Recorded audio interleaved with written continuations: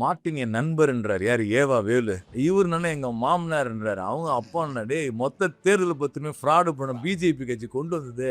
மாமா குடுத்தாரா? அப்பா வாங்குனாரா? என்று 2 பேரும் பேசுவாங்க. வாங்குனது தப்புன்னு யாராவது பேசியிருக்காங்களா? சரி, இவங்க 2 பேரையும் விட்டுருவோம். அங்க இன்னொரு கட்சி இருக்குல்ல. நேரு யார் தெரியுமா? இவ்வளவு ஏக்கர் நிலம் இருக்குன்றாரு.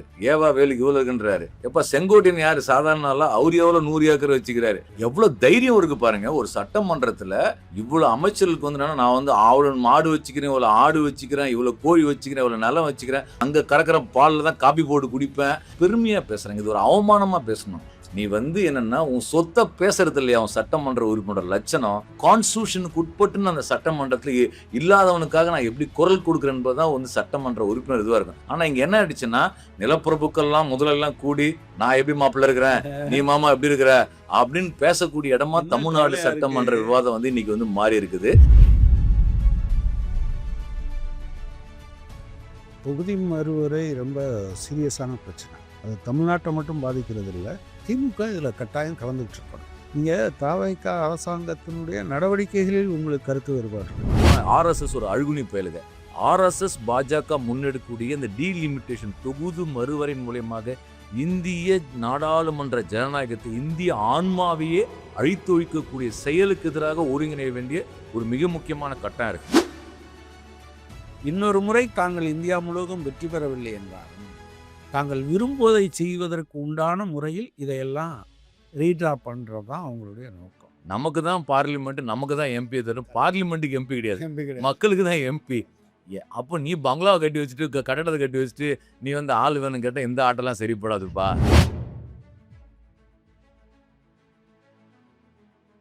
விவசாய கூலி தொழிலாளருக்கு எந்த விதமான வேலை வாய்ப்பும் இல்லாமல் அவர்கள் வந்து அத்து கூலிகளுக்கு நகரத்தில் வந்து ஆட்டோ ஓடுறது, கார் ஓடுறது, ஊடு இல்லாமல் ரோட்டில் படுத்து கிடக்கிறது, ஆட்டோ ஓட்டிட்டு ஆட்டோவிலே படுத்து கிடக்கிற ஒரு சூழல் இருக்குது.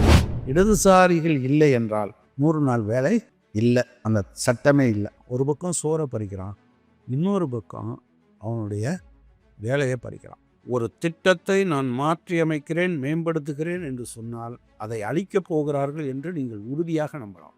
திட்டத்தை மட்டும் இல்லை, நாட்டையுமே நீங்கள்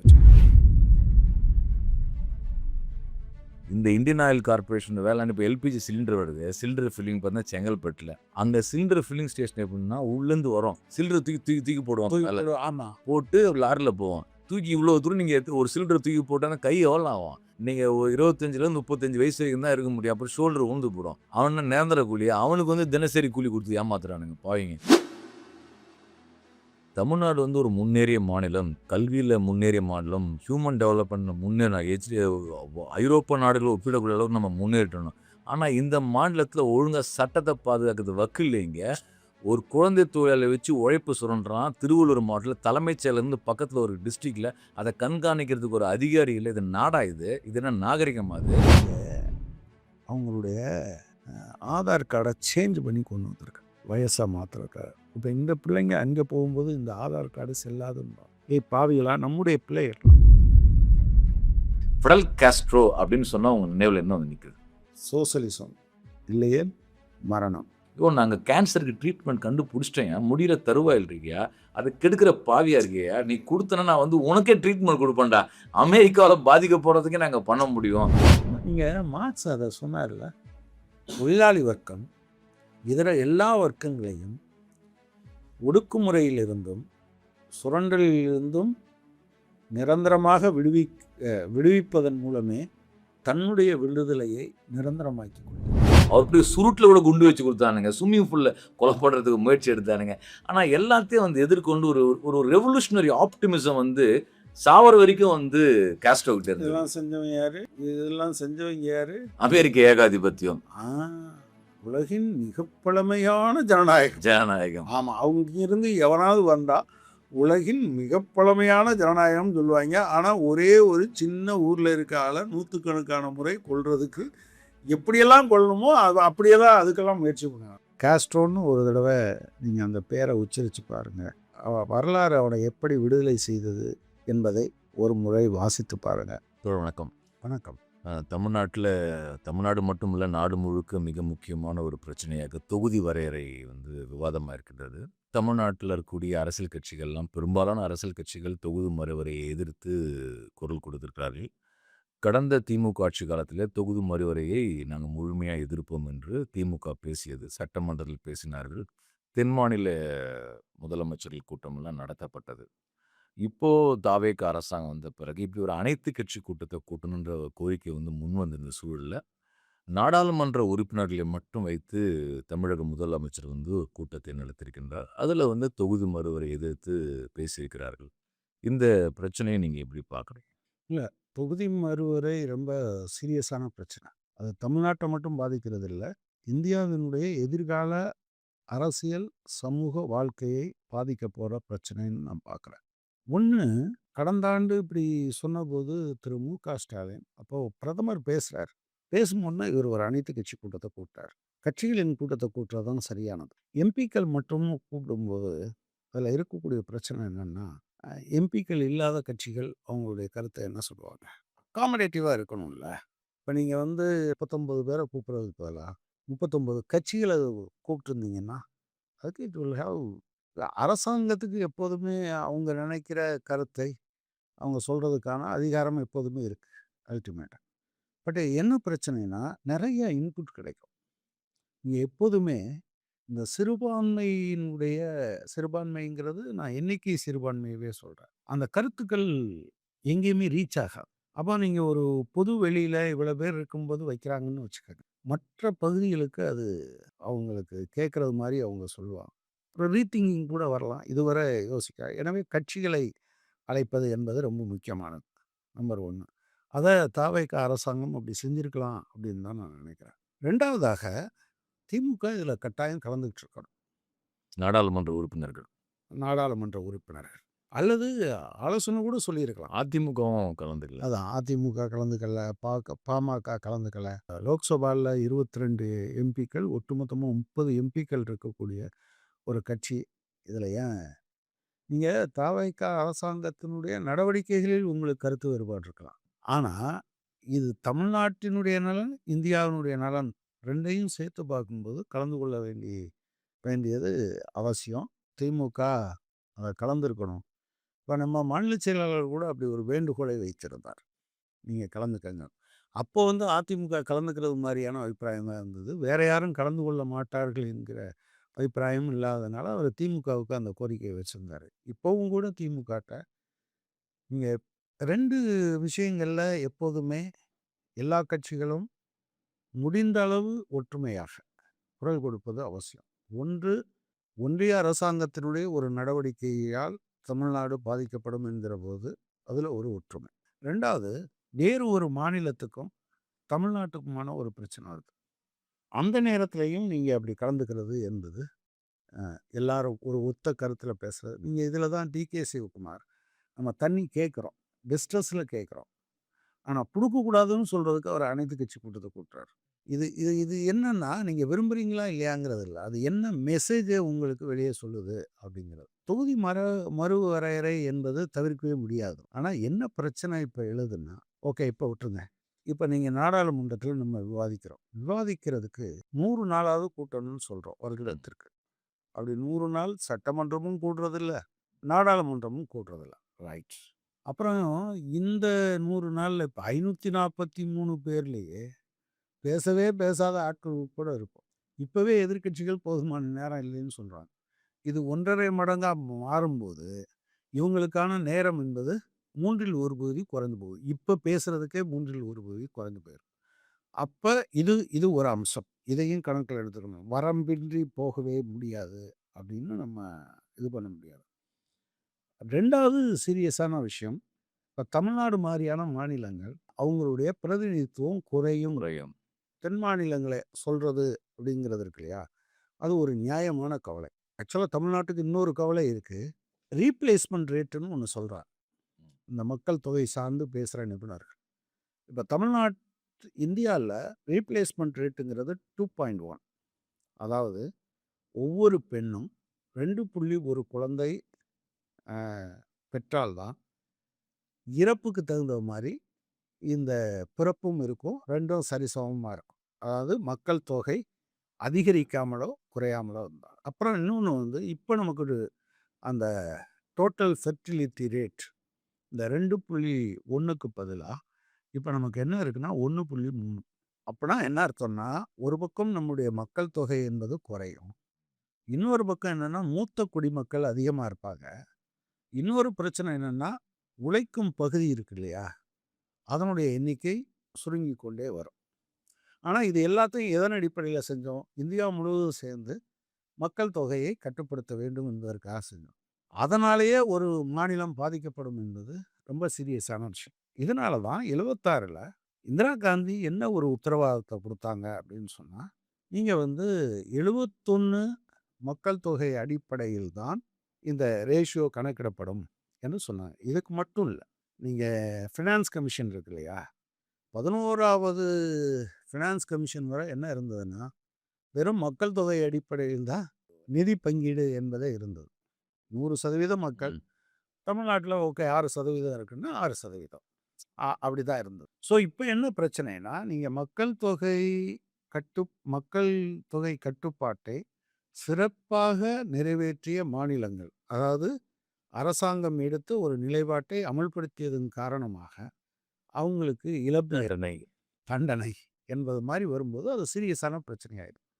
ஸோ இதனால தான் இது முக்கியத்துவம் பெறுகிறது என்பதை பார்க்க வேண்டியது. இப்போ இது வந்து ஒரு பக்கம் நீங்க சொன்னது போல மக்கள் தொகை சார்ந்த பிரச்சனை, நம்ம வந்து குடும்ப கட்டுப்பாடு வந்து ஒழுங்காக வந்து முன்னெடுத்து தென் மாநிலங்கள் பாதிக்கப்படக்கூடியது.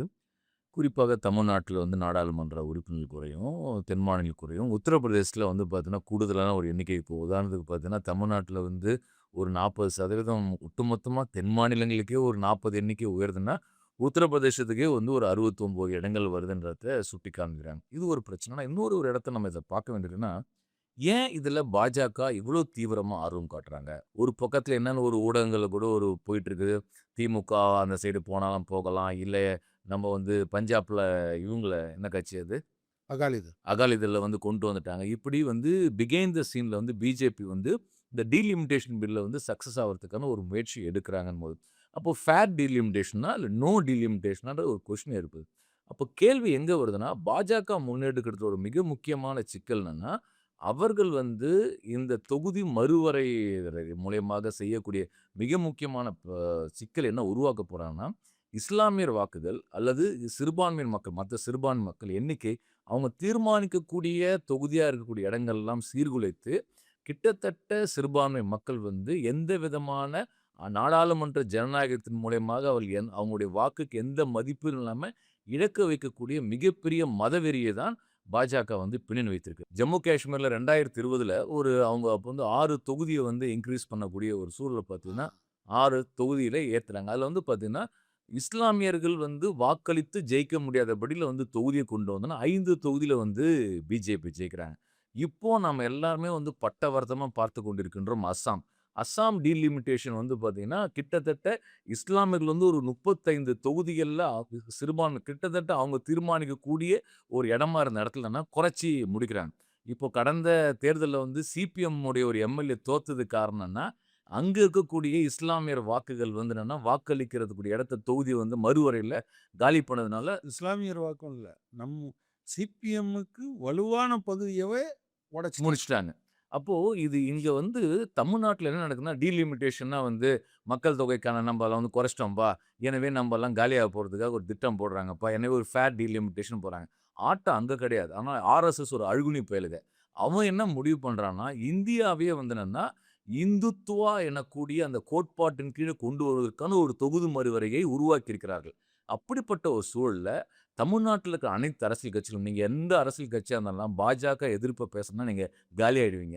இன்னைக்கு பல அரசியல் கட்சிகள் வந்து என்னன்னா, ஏன் பாஜக எதிர்ப்ப தூக்கி பிடிக்கிறான்னா, தமிழ் நிலப்பரப்புல வந்து உழைக்கும் மக்கள், மதச்சார்பற்ற இயக்கங்கள், சமூக சீர்திருத்த இயக்கங்கள்லாம் போராடி ஒரு மதச்சார்பற்ற வெளிய உருவாக்கி வச்சிருக்கோம். அதற்கு மேல இருந்தா நீங்க ஓட்டே பெற முடியக்கூடிய ஒரு சூழல் இருக்கு. அந்த இடத்துல இருந்து நீங்க பிஜேபி எதிர்ப்புன்னு மட்டும் பேசிட்டு மேலோட்டமா பேசுனா, அது வந்து உதவியா இருக்காது. ஆர்எஸ்எஸ், பாஜக முன்னெடுக்கக்கூடிய இந்த டீலிமிட்டேஷன் தொகுதி மறுவரையின் மூலியமாக இந்திய நாடாளுமன்ற ஜனநாயகத்தை, இந்திய ஆன்மாவையே அழித்தொழிக்கக்கூடிய செயலுக்கு எதிராக ஒருங்கிணைய வேண்டிய ஒரு மிக முக்கியமான கட்டம் இருக்கு. ஆனால் தான் நீங்க கூட சொன்னீங்க, தாவேக அரசாங்கம் கூட்டுனதுல வந்து திமுக, அதிமுக பங்கேற்கணும். நமக்கு என்ன ஒரு இது இருக்குது, நம்ம மாநிலம், அங்க போயிட்டு உங்க எதிர்ப்ப பேசுங்க. அந்த கூட்டத்துல கூட்டிட்டு, நீங்க வந்து அனைத்து கட்சியும் கூட்டணும்னு சொல்லிட்டு, திமுக பேசணும், அதிமுக பேசணும். ஏனென்று சொன்னால், இது கட்சி சார்ந்த பிரச்சனை இல்ல. இந்த ஐடியா ஆஃப் இந்தியா என்றவுடைய இடத்தை சீர்குலைக்கக்கூடிய இடத்துக்கு ஆர்எஸ்எஸ் போயிட்டாங்கன்னக்கூடிய ஒரு மிக முக்கியமான அபாயம் உருவாயிருக்கின்றது. இத வந்து நாடு தழுவிய அளவுல இந்த எதிர்ப்பு இயக்கங்கள் எப்படி உருவாகும்னு பார்க்குறீங்க? ஃபியூச்சர்ல இப்படி போனா? இல்ல அதுக்கு முன்னால 2 விஷயம். இந்திய அரசமைப்பு சட்டம் இருக்கு இல்லையா? அதனுடைய ஆன்மா எதுக்குள்ள இருக்கு? அரசமைப்பு சட்டத்தினுடைய ஆன்மா. அது வந்து இந்தியாவினுடைய பன்முகத்தன்மையை அங்கீகரித்தது தான் இருக்கு. அதாவது பன்முகத்தன்மைன்னு சொல்லும்போது, பன்முகத்தன்மை என்பது இயற்கையின் இயல்பு. எந்த ஒரே மரத்தின் 2 விதைகளும் ஒரே மாதிரியான பலன்களை தருவதில்லை. கரெக்ட்.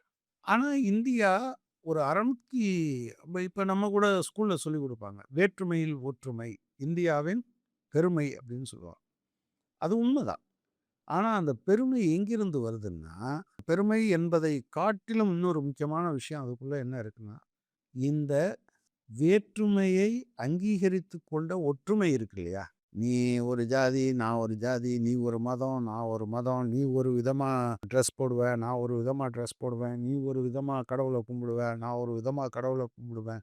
இப்ப திருமண உறவுகள் இருக்குல்ல, அதுலயும் கூட ஏகப்பட்ட வேறுபாடு. நீங்க "அக்கா பெத்த முக்கா சுட்டேன்னு" பாட்டு பாடுறாங்கல்ல, எங்க ஊர் பக்கம் பேசுனா கொன்றுவாய்ங்க. அக்கா பொண்ணு என்பது மகளுக்கு, தாய்க்கு, சகோதரிக்கு சமம். ஏன்னா, இங்க அந்த இது வச்சிருப்பாய்ங்க. கிளை பார்த்து திருமணம் செய்வது. அப்ப அக்கா பொண்ண கல்யாணம் பண்ணா, என்னுடைய கிளை எதுவோ தான் அது. மொழி வழக்கு வந்து இன்னைக்கும் சட்டமன்றத்துல பெரிய விவாதம் ஆயிடுச்சு. நிதியமைச்சர் வந்து பேசின அவருடைய மொழிய வந்து திமுக உறுப்பினர் வந்து, அவர் வந்து உங்களுடைய தமிழ்லயே பேச தெரியல, உனக்கு ஆங்கிலத்தில பேசுறேன்னு சொல்லிட்டு, நீங்க வந்து நம்ம பள்ளி கல்வி அமைச்சர் ராஜ்மோகன் அவருக்கு வகுப்பு எடுக்கணும். அவர் திமுகல பேச. அப்புறம் நம்ம நிதி அமைச்சர் வந்து, நான் பாஸ்கெட் பால் அஃபென்ஸ்லயும் ஆடுவேன், டிஃபென்ஸ்லயும் ஆடுவேன். நான் இப்படிதான் பேசுவேன். நீ என்ன கேட்க? அதுக்கு ராஜ்மோகன் அழகா சொன்னாரு. தென் மாவட்டங்கள்ல எப்படி பேசுவாங்க? மதுரையில என்ன மொழி பேசுவாங்க? சென்னையில எப்படி ஒரு மொழி வழக்கு இருக்குன்னு சொல்லிட்டு, இந்த மொழி வழக்கு வந்து மெட்ராஸ்ல பேசுற ஆள் பேசுறது வந்து, வேற ஒரு ஆள் வேற மாரி ஒரு பதிவு உருவாகும். கரெக்ட். ஸோ ஒரு மாநிலத்துக்குள்ளேயே ஒரு மொழி வழக்கிலே உணவு பழக்கவழக்கம். இது எல்லாத்துலயுமே வேறுபட்டது. இந்த வேற்றுமையை அங்கீகரித்ததற்கு அரசமைப்பு சட்டம் அங்கீகரித்திருப்பது இருக்கு இல்லையா? அதுதான் இந்தியா இருப்பதற்கான அடிமை. இது அடிப்படை. இந்தியாவின் பெருமைன்னு எத சொல்றீங்களோ, அது இந்தியா இருப்பதற்கான அடிப்படையாகவும் அது இருக்கு. அதுல 2 பிரதான விஷயங்கள். ஒன்று மதச்சார்பின்மை. இன்னொன்னு கூட்டாட்சி தத்துவம். இந்தோனேசியாவுக்கு அடுத்தபடியாக உலகத்தின் 2வது பெரிய முஸ்லிம் மக்கள் தொகை இருக்கிற நாடு இந்தியா. ஒவ்வொன்னையும் முஸ்லிம் நாடு, அது முஸ்லிம் நாடு, இது முஸ்லிம் நாடுன்னு சொல்லிட்டு இருக்காங்கல்ல. இந்தோனேசியால தான் இருக்கிறதுலேயே அதிக மக்கள் தொகை. அதுக்கடுத்து இந்தியா. இது 1. இது வெறும் நான் இஸ்லாமியர்கள் மட்டும் சொல்லல. கிறிஸ்தவர்கள், பார்சிகள், சீக்கியர்கள் எல்லாரும் இருக்காங்க. இன்னொன்னு கூட்டாட்சி தத்துவம். இந்த கூட்டாட்சி தத்துவம் என்பது 685 சமஸ்தானங்களை இணைக்க வேண்டியது இருந்தது. இந்தியா விடுதலை பெறுகிற போது இருந்தது. அதனால தான் நீங்க மொழிவாரி மாநிலங்கள் அமைக்கப்பட்டது. மொழிவாரி மாநிலங்களுக்கு இதெல்லாம் அங்கீகரிச்சு தான் மாநிலத்துக்கு என்ன உரிமை, சென்ட்ரல் கவர்மெண்ட்டுக்கு என்ன உரிமை, அப்புறம் வந்து 2க்கும் பொதுவான உரிமை என்னது, இந்த பொதுவான அரசமைப்பு சட்டத்திலிருந்து விலக்குகள். அது எல்லாருமே இந்த ஆர்டிகிள் 370 மட்டும் பேசிட்டு இருப்பாங்க. அது இல்ல. 371 இருக்கு. 371ல ஏ டூ ஜேன்னு நினைக்கிறேன். அது நீங்க பார்த்தீங்கன்னா, மகாராஷ்டிராவுக்கு சில விதிவிலக்கு இருக்கு, நாகாலாந்துக்கு இருக்கு, குஜராத்துக்கு இருக்கு, இப்படி பல மாநிலங்களுக்கும் இருக்கு. இதெல்லாம் வந்து என்னன்னா, இதை அங்கீகரிச்சு தான் கொண்டு வந்தாங்க. அப்ப இது 2ம் டிஸ்டர்ப் ஆகுது. இந்த டீலிமிட்டேஷன்ல இது 2க்குமே ஆர்எஸ்எஸ்ஸ பொறுத்தளவுல ரைட் ஃப்ரம் த பிகினிங் அவங்க மொழிவாரி மாநிலங்கள் என்பதையோ, கூட்டாட்சி தத்துவம் என்பதையோ ஏற்றுக்கொண்டவங்களே இல்ல. 2019ல கூட அவங்க பேசியிருக்காங்க. மாநிலங்கள் நிர்வாக வசதிக்காக இருக்கலாம். ஒரு 50 லட்சம் இருந்தா ஒரு மாநிலம் வச்சுக்கலாம். இல்ல அதிகபட்சம் 3 கோடி வச்சுக்கலாம். ஒரு மாநிலத்திற்குள் குறைஞ்சபட்சம் 3 மொழியை தாய்மொழியாக கொண்டவர்களை இணைப்பது. அதன் மூலம் இந்த ஒற்றுமையை, அதாவது ஒரே சீரான ஒரு குரலாக ஒலிக்காமல் செய்வதற்கான ஏற்பாடு. அது 2019ல சொல்லியிருக்காங்க. 2வது கூட்டாட்சி தத்துவம் கூடாது என்பதை கோல்வால்கரே சொல்லியிருக்கார். அது இந்தியாவினுடைய ஒற்றுமைக்கு பாதகத்தை விளைவிக்கும். எனவே கூட்டாட்சி தத்துவம் கூடாது. எனவே அதை சிதைக்கிறது அப்படின்னா வலுவா சொல்ற மாநிலங்களுடைய குரல் குரல் நாடாளுமன்றத்திற்குள் கேட்கப்படாமல் செய்வது என்பது ஒன்று. அது அவங்களுடைய அந்த சிறுபான்மை மக்களை பொறுத்தளவில் we or our nationhood டிஃபைன்டில் கோல்வால்கர் ரொம்ப தெளிவாக சொல்லி வச்சுட்டாரு. அவங்க இங்கே இருக்கிற மற்றவங்களுக்கு அடங்கி வாழணும். அதாவது இந்துக்களுக்கு அடங்கி வாழணும். இல்லைன்னா 2ஆம் தர குடிமக்களாக இருக்க வேண்டும் என்பது தான்.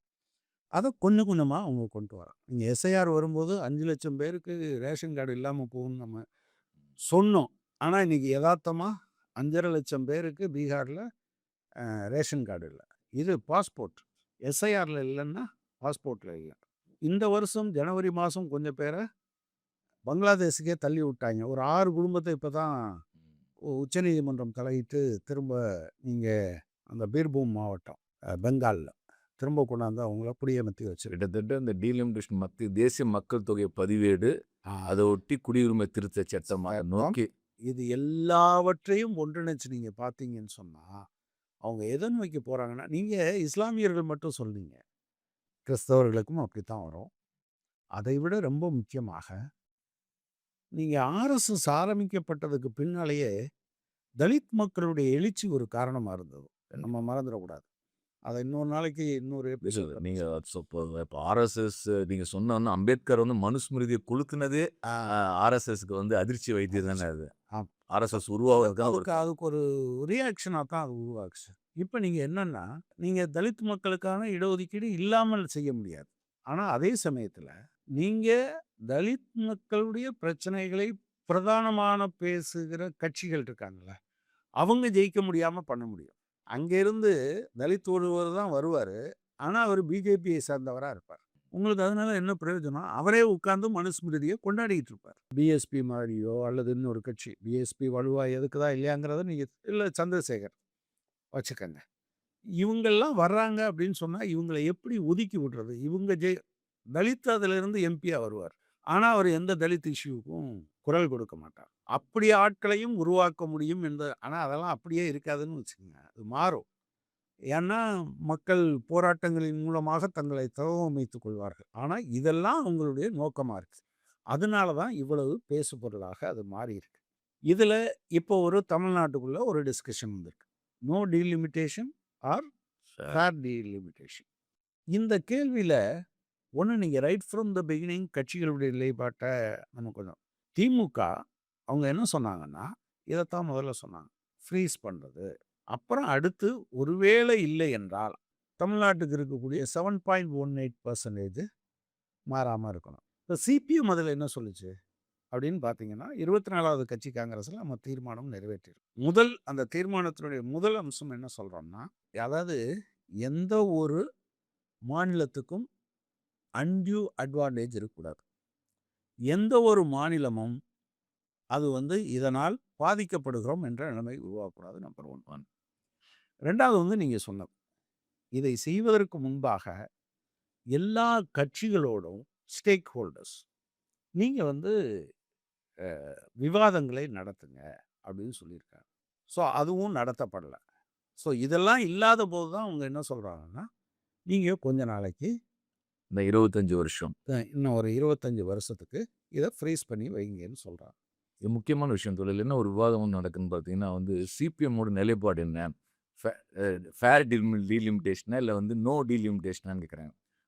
அது பார்ட்டி காங்கிரஸில் சொன்ன அடிப்படையில் நீங்கள் சொல்லுங்கள். ஒன்று நீங்கள் விகிதாச்சார பிரதிநிதித்துவம். இப்போ நீங்கள் திமுக சொல்கிறீங்க பார்த்தீங்களா, இப்போ எல்லா மாநிலங்களுக்கும் நீங்கள் உயர்த்தனா அவங்கவுங்களுடைய எண்ணிக்கை குறையாமல் விகிதாச்சார பிரதிநிதித்துவ அடிப்படையில் அந்த கொண்டு வரும்போதும் ஒரு கன்சென்சஸ் இருக்கணும். இதை எல்லாரும் ஏற்றுக்கணும். அப்படி ஏற்றுக்க முடியலன்னா எப்படி 2000 வருஷத்தில் சொன்ன 26 வருஷம் கழித்து தள்ளி 25 வருஷம் சொல்லி முடிச்சோமோ அதான் இப்போ 2026 நடக்கிறோம். ஸோ இதே இது இன்னும் ஒரு 25 வருஷம். இது ஒன்றும் பெரிய யாருக்கும் ஒன்றும் கஷ்டமும் இருக்க போகிறதில்ல, நெருக்கடிக்க போகிறதில்ல. நமக்கு தான் பார்லிமெண்ட், நமக்கு தான் எம்பி தரும். பார்லிமெண்ட்டுக்கு எம்பி கிடையாது, மக்களுக்கு தான் எம்பி. அப்போ நீ பங்களாவை கட்டி வச்சுட்டு கட்டடத்தை கட்டி வச்சுட்டு நீ ஆள் வேணும்னு கேட்டால் எந்த ஆட்டெல்லாம் சரிப்படாதுப்பா. நீங்கள் என்னன்னா ஒரு ஃபேர் டெலிமிட்டேஷன் இருக்கணும், இல்லை கன்சென்சஸ் உருவாக்கணும் இல்லையா. 25 வருஷம் வெயிட் பண்ணும். ஒண்ணும் பிரச்சனை இல்லடா. இன்னொரு கேள்வியே இருக்குல்ல. நீங்க எவ்வளவு தூரம் உயர்த்திக்கிட்டே போவீங்க? ஆ. இந்த கேள்வியெல்லாம் இருக்கு. இதுல என்ன பிரச்சனைன்னா இதுல உலக அனுபவங்கள் எப்படி இருக்கு? இப்போ வளர்ந்த முதலாளித்துவ நாடுகள்ல இந்த மாரியான இல்ல நாடாளுமன்ற இல்ல வருவா சார். நீங்க உலக முதலாளித்துவ வளர்ந்த நாடுகள் அப்படின்லாம் சொல்லும்போது, இந்தியா மாதிரியான அனுபவம் மத்தவங்களுக்கு கிடையாது. நீங்க இப்ப ஈரோப் மொத்தத்தையும் எடுத்துக்கங்களேன். அ அங்க இருக்கிற மக்கள் தொகை அதிகம் இருக்கிற நாடு இவங்க தான், ஜெர்மனி தான். ஜெர்மன். ஜெர்மனியோட மக்கள் தொகை 8,50,00,000 என்னவோ. அதாவது தமிழ்நாட்ட விட கொஞ்சம் கூடுதல். எனவே அவங்களுக்கு இது ஒரு இஷ்யூவே கிடையாது பாத்துக்கங்க. ஓகே.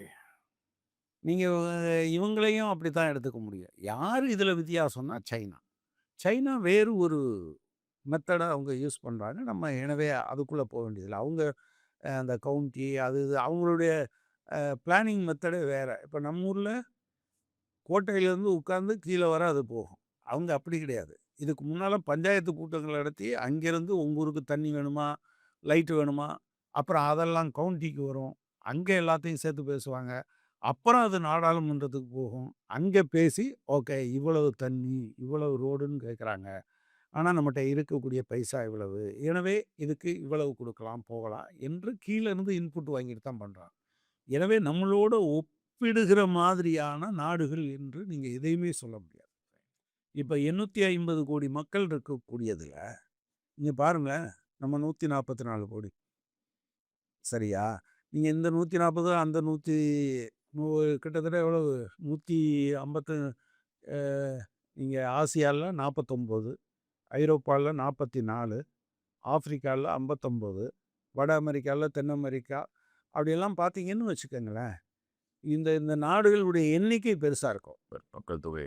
மக்கள் தொகை சின்னவா இருக்கும். எனவே அப்படி நம்ம பார்க்க வேண்டியதில்ல. பட் நான் என்ன கேட்கிறேன்னா, இப்ப இதுல இருக்கக்கூடிய பிரச்சனைகள்ல, இப்ப இது இது தொகுதி மறுவரையறை செய்யாததால் ஏதாவது குடிமுறிய போகுதா? ஒண்ணும் கிடையாது. கிடையாது. அதனால தான் நம்ம என்ன சொல்றோம், ஃபேர் லிமிட்டேஷன்னு உங்கனால பண்றதுக்கு நீங்க மக்களும் டிஸ்கஸ் பண்ணணும். இப்ப உதாரணமா நீங்க வச்சுக்கங்களேன். ஒரு தேர்தல்ல இப்ப இப்ப இப்ப திமுக அணி போன தடவ 39ம் வெற்றி பெற்றது. ஒரு உதாரணத்துக்காக ஏடிஎம்கே ஜெயிக்குது. அது அவங்கள ஆதரிக்கிறதுன்னு முடிவு எடுத்துருச்சுன்னு வச்சுக்கங்க. அல்லது திமுக ஆதரிக்கிறதுன்னு முடிவு வச்சுக்கங்க. அப்ப வெற்றி பெற்ற கட்சி மட்டுமே தீர்மானிப்பதற்கு பதிலாக, எந்த கட்சியும் 50% மேல ஓட்டெல்லாம் வாங்குனது. அப்போ மத்தவங்களுடைய ஐடியாவை எப்படி பெறுவது? அதனால தான் கட்சின்னு சொல்றோம். நீங்க ஒரு தேர்தலில் ஒருவர் இப்ப இன்னைக்கு தமிழ்நாட்டுல ஆளுங்கட்சியா இருக்கக்கூடிய தாவேகா, எந்த காரணத்துக்காகவும் இதுல வாக்கெடுப்பு வருகிறபோது ஆதரிச்சும் போட முடியாது, எதிர்த்தும் போட முடியாது. 2லயும் அவங்களுக்கு ராஜ்யசபாலயோ, லோக்சபாலயோ எண்ணிக்கை இல்ல. அப்ப எனவே இதனால தான் நீங்க கட்சிகளை டிஸ்கஸ் பண்ணணும். இப்ப பண்ணல. 3 நாள்ல அங்க இருக்கக்கூடிய எம்பிஸ் மட்டுமே டிசைட் பண்ணிற முடியுமா? இப்ப நீங்க எடுங்களேன். இப்ப நம்ம கட்சியில டிஸ்கஸ் பண்றோம். மாநில செயற்குழு ஒரு ஆலோசனை சொல்லுது. மாநில குழு எவ்வளோ பெரிய டிஸ்கஷன் நடக்குது. மாநில செயற்குழுவினுடைய ஆலோசனை மாறுன என்னுடைய அனுபவத்திலேயே எத்தனை இருக்கு. அப்ப என்ன பிரச்சனைன்னா, இன்னும் கொஞ்சம் வைடரா போகும்போது, இன்னும் கொஞ்சம் கூடுதலான இன்புட் கிடைக்கும். அப்ப அதையெல்லாம் செய்யாம இப்ப கொண்டு வர்றதுனால தான், ஓகே இப்போதைக்கு டீலிமிட்டேஷன நிறுத்தி வைக்கி. மக்கள் தொகையில இந்த சாதிவாரி கணக்கெடுப்பு இருக்கு இல்லையா? இது வந்து ஒரு மிக முக்கியமா இருக்கு. சாதிவாரி கணக்கெடுப்பு விஷயத்த எப்படி பார்க்குறீங்க? இந்த மக்கள் தொகையில பாஜக அரசாங்கம் இந்த சாதிவாரி கணக்கெடுப்பு பிரச்சனையில எப்படி அத முன்னெடுக்குறாங்க? இல்ல சாதிவாரி கணக்கெடுப்ப பொறுத்தளவுல இப்ப நம்மனும் சேர்த்து தான் சொல்லியிருக்கோம். அது எக்ஸாக்ட்டா தெரியணும். அப்படியே சாதி வாரியா நீங்க இது குடுக்க போறதில்ல. எது இப்ப அ என்னது இடஒதுக்கீடோ அல்லது மற்ற இதோ. ஆனா உங்களுக்கு இந்தியாவில் நீங்க விரும்புறீங்களா, விரும்பலையாங்கிறது இல்ல. சாதி ஒரு மிகப்பெரிய ஒரு ஏணியாகவோ, அல்லது மிகப்பெரிய ஒரு அதல பாதாளமாகவோ, அவங்கவங்க சார்ந்திருக்கிற அமைப்பை பொறுத்து இருக்கு. அவங்க பிறந்த சாதிய வச்சு இருக்கு. அப்ப அது ஒரு ஃபேக்டரா உங்களுடைய சமூக, பொருளாதார, அரசியல் வாழ்க்கையில் இருக்கு. இப்பவும் நீங்க பெருமையா தானே பேச முடியுது. நாங்க பொது தொகுதியில தலித்த நிப்பாட்டி ஜெயிக்க வச்சுட்டோம். நாங்க லதாவ ஜெயிக்க வச்சோம், அல்லது எஸ்ஐடிய ஜெயிக்க வச்சோம்ன்னு சொல்றது பெருமையா தான் பேசப்படுதே தவிர, அது என்னவா இல்ல. ஒரு நார்மல் கோர்ஸா வேற எங்கேயாவது நாங்க இன்னார நிறுத்தி இங்க ஜெயிக்க வச்சுட்டோம். அது எங்க பெருமைன்னு நம்ம பேசுறோமா என்ன? ஸோ அது விதிவிலக்கா தான் இருக்கு. அப்ப இந்த மாரியான பின்னணிகள் வருகிற போது, நீங்க ஒட்டுமொத்தமா இத ரீட்ரா பண்ணணும்னா, எந்தெந்த ஜாதி சமூகத்துல எங்க இருக்கு? பொருளாதார நிலையில எங்க இருக்கு? அரசியல் நிலையில எங்க இருக்குன்னு கண்டுபிடிக்கிறது அவசியம். அது ஒரு பக்கம். அதையெல்லாம் இவங்க பயன்படுத்துவாங்க. ஏன் பிஜேபி இவ்வளவு தீவிரம் இதுல எப்படினாலும் இந்த சட்டம் திருத்தி ஆகணும். ஏன்னா, இன்னும் 25 வருஷத்துக்கு இத கட்டாயம் எக்ஸ்டெண்ட் பண்ணணும். இப்ப ஏன் இப்படி இருக்காங்கன்னு அவங்க சொல்றாங்கன்னா, இப்ப சில பேரு ஏன் இவ்வளவு பெரிய டிஃபெக்ஷன பிஜேபி வலிந்து இப்ப அவ்வளவு சீரியஸா இருக்காங்க? அவங்க ஆட்சிக்கு ஒண்ணும் பிரச்சனை இல்ல. அதாவது 282 இருக்கும்போதும் அவங்க இவ்வளோ பேர கட்சி மாற வைக்கல. 303 2வது தடவ வரும்போது 2019ல அவங்க இத பண்ணல. 2024ல 240 தொகுதி தான் அவங்க ஜெயிச்சிருக்காங்க. ஆனா இந்த பீரியட்ல தான் நெறைய டிஃபெக்ஷன்ஸ். அதுல ஒண்ணு அவங்களோட ஆரம்பத்துல இருந்து 80ல கூட இருந்த சிவசேனாவ உடைக்கிறாங்க. அதுலேருந்து 6 பேர எடுத்துறாங்க. அகாலிதளோட இப்ப பேச்சுவார்த்தை நடத்துறாங்க. ஆம் ஆத்மியில இருந்து 9 பேர எடுத்துறாங்க. திரிணாமுல் காங்கிரஸ்லேருந்து 20 பேர், அதுல 3 பேர் மட்டும் தனியா நிக்கிறாங்க. 35 பேர். மத்த கட்சிகளோடலாம் அவங்க பேச்சுவார்த்தையை நடத்துறாங்க. அவ்வளோ நல்லவங்களா இவங்க எதிர்க்கட்சி தலைவர கூப்பிட்டு பேசுறாங்க. 17, 18, 19 இத நாங்க வைக்கலாம்னு நினைக்கிறோம். நீங்களும் ஒத்துழைப்பு தரணும் அப்படின்னு சொல்லி. அப்ப என்ன பிரச்சனைன்னா, இன்னொரு முறை வர முடியாது. இன்னொரு முறை தாங்கள் இந்தியா முழுவதும் வெற்றி பெறவில்லை என்றாலும், தாங்கள் விரும்புவதை செய்வதற்கு உண்டான முறையில் இதையெல்லாம் ரீட்ரா பண்றது தான் அவங்களுடைய நோக்கம். இந்தியாவினுடைய நீங்க தேர்தல் முறையை மாற்றி அமைப்பதன் மூலமாக எந்த காலத்திலேயும் தாங்கள் தோற்கடிக்கப்பட முடியாதவர்கள் என்பதை நிலைநிறுத்துவதும் அதற்குள் சேர்ந்திருக்குன்னு சொல்றாங்க. எனவே தான் இப்ப சொல்றோம், நீ கன்சல்ட் பண்ணல. ஒரு விவாதம் அது கட்சிகளுக்கு இடையில மட்டும் இல்ல. மக்கள்ட்டயே டிஸ்கஸ் பண்ணப்படணும்ல. இவ்வளோலாம் முடிஞ்ச பிறகு பண்ணு. ஸோ இப்ப 25 வருஷம் தள்ளி வை, பிறகு பேசிக்கலாம். கரெக்ட். இதுவே என்னன்னா, கிட்டத்தட்ட இந்திய நாட்டு மக்களுடைய ஒரு உணர்வா இதா தான் இருக்கும். நீங்க இப்போதைக்கு டீலிமிட்டேஷன் தேவையில்ல. எப்படி 2000 வருடங்கள்ல முடிவெடுத்து 25 வருடங்கள் ஒத்திவைத்தோமோ, அதே நடவடிக்கை தான் இப்போதும் எடுக்க வேண்டும். அதுதான் இந்திய நாடாளுமன்ற ஜனநாயகத்துக்கும், கூட்டாட்சி கோட்பாட்டிற்கும் உகந்த ஒரு விஷயமா பார்க்கலாம். அதையும் தாண்டி இந்த ஐடியா ஆஃப் இந்தியா என்பதற்கான ஒரு இடமா அது இருக்குன்னு நினைக்கலாம். இப்போ அடுத்த ஒரு விஷயம் நான் கேட்கணும்னு நினைச்சேன். இன்னைக்கு இந்தியன் எக்ஸ்பிரஸ் பத்திரிகையில, ஆங்கில இந்தியன் எக்ஸ்பிரஸ் பத்திரிகையில, டெல்லியில பத்திரிகையில கிராமப்புற வேலை உத்தரவாத சட்டம் இவங்க பேர் மாத்தினாங்க இல்லையா?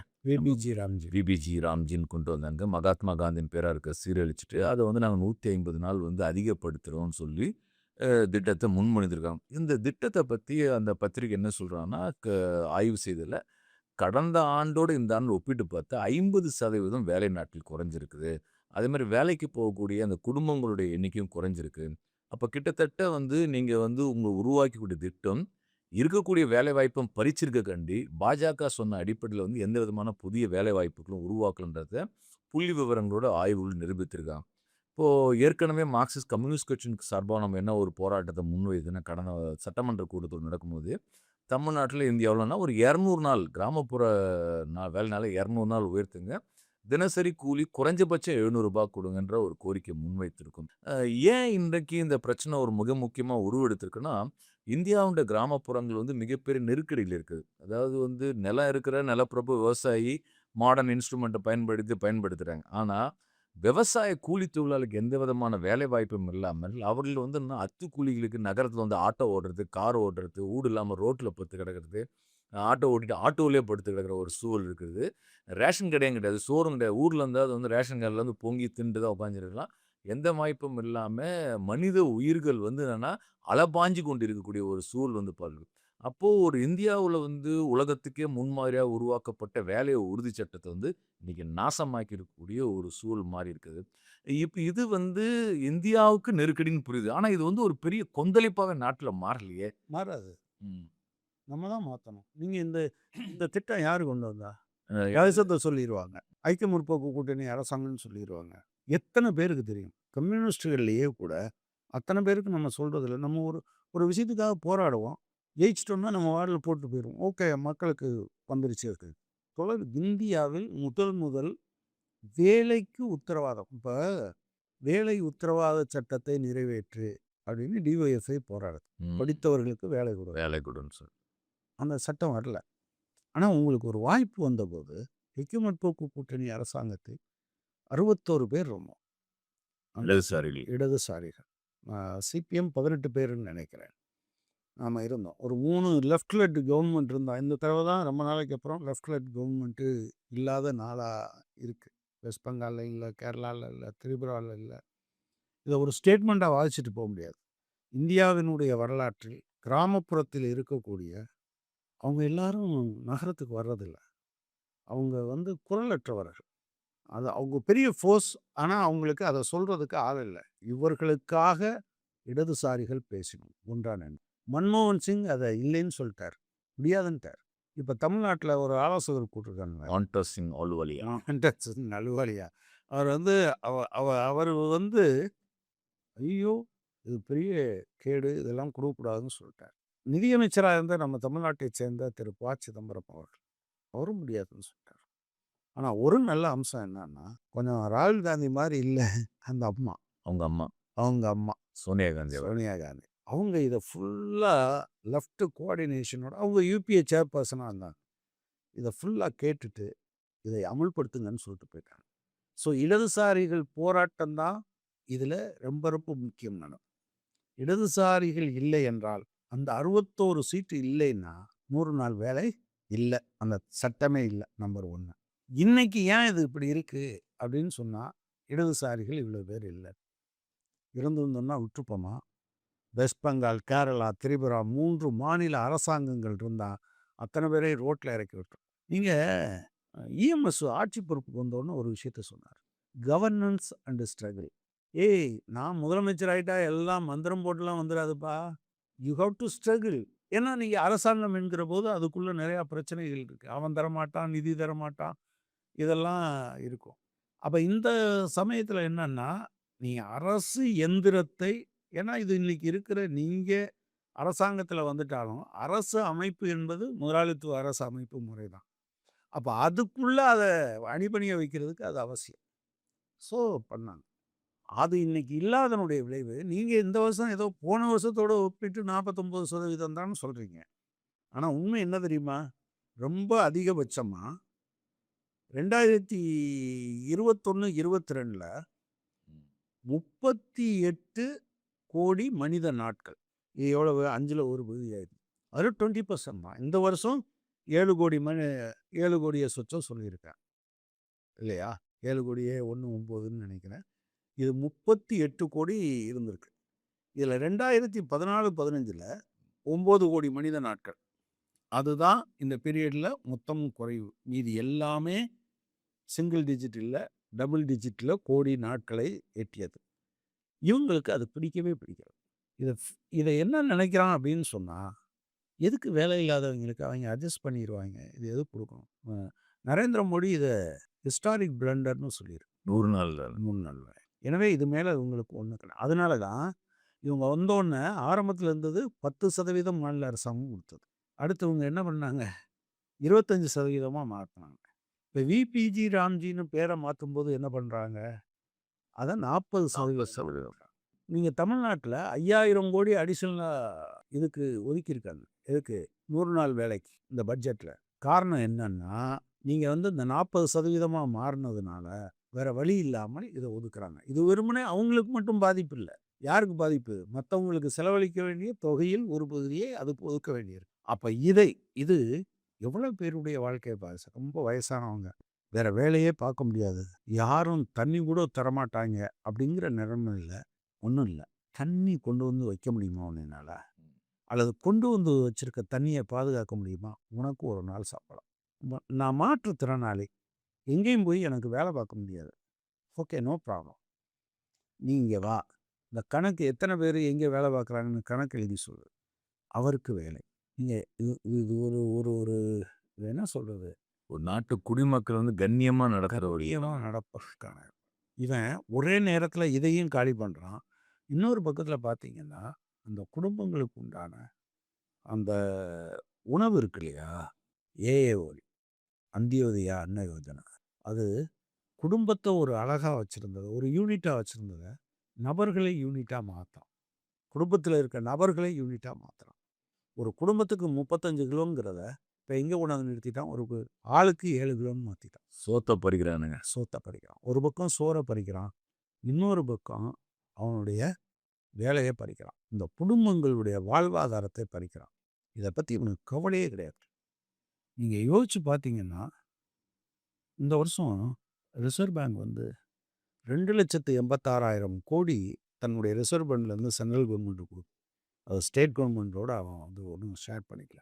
போன வருஷம் 2,68,000 கோடி ஸ்டேட் கவர்மெண்ட்டோட பகிர்ந்துக்கலாம். இப்போ ஸ்டேட் கவர்மெண்ட்டுக்கு 40% கொடுத்துட்டு சாதாரண ஏழை எளிய மக்களுடைய இந்த 2 பிரதான விஷயத்தையும் பறித்திருக்கிறார். எவ்வளோ பெரிய அக்கிரமம்! நீங்கள் ஒன்றை மட்டும் தெரிஞ்சுங்க. நான் ஒரு தடவை ஒரு டிபேட்டில் சொன்னேன். அப்போது பாஜக சார்பில் வந்திருந்தவர் வானத்துக்கு பூமிக்குமா குதிச்சார். நான் சொன்னேன், சூரியன் தினசரி கிழக்க தான் உதிக்குது. ஆனால் அதையே ஆர்எஸ்எஸ் ஆள சொன்னால் இதில் எதுவும் சூழ்ச்சி இருக்குமான்னு நான் 10 தடவை செக் பண்ணிட்டு தான் நம்புவேன்னு சொன்னேன். ஒரு கோவம் வந்து நீங்கள் ஒரு தம்ப் ரூலாகவே வச்சுக்கலாம் தோழர். தம்ப் ரூலாக வச்சுக்கலாம். ஒரு திட்டத்தை நான் மாற்றி அமைக்கிறேன், மேம்படுத்துகிறேன் என்று சொன்னால் அதை அழிக்கப் போகிறார்கள் என்று நீங்கள் உறுதியாக நம்பலாம். திட்டத்தை மட்டும் இல்லை, நாட்டையுமே நீங்கள் வச்சுக்கலாம். நான் என்ன கேட்குறேன், நீங்கள் ஏற்கனவே போன வருஷத்தை விட 50% தானே சொன்னீங்கல்ல. போன வருஷம் எத்தனை நாள்? 100 நாள் தான் கொடுக்கணும். இப்போ நீங்கள் 100 நாள் கொடுக்க வேண்டிய ஒன்றை 125 நாள் கொடுத்த இந்த வருஷத்தோட கம்பேர் பண்ணுறீங்க.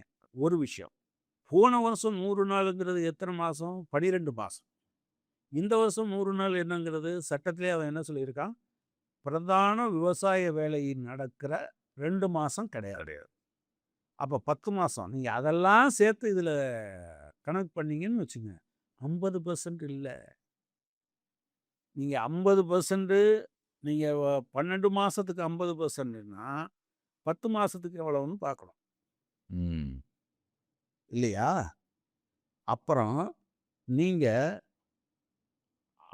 இந்த நாளை போடும்போது 100 நாளைக்கு போன வருஷம் இவ்வளவு. அப்போ 125 நாளைக்குன்னா போன வருஷம் எவ்வளவு கொடுத்துருக்கணும். அப்போ இங்கே எவ்வளவு இருக்கணும். இதையெல்லாம் சேர்த்து பார்த்தீங்கன்னா இது 50% இல்லை, அதை விடவும் கீழே ஏழைகளுக்கு கொடுப்பதை ஒட்டுமொத்தமாக அப்படியே கபலீகரம் செய்கிற இந்த ஏற்பாடு இருக்குல்ல.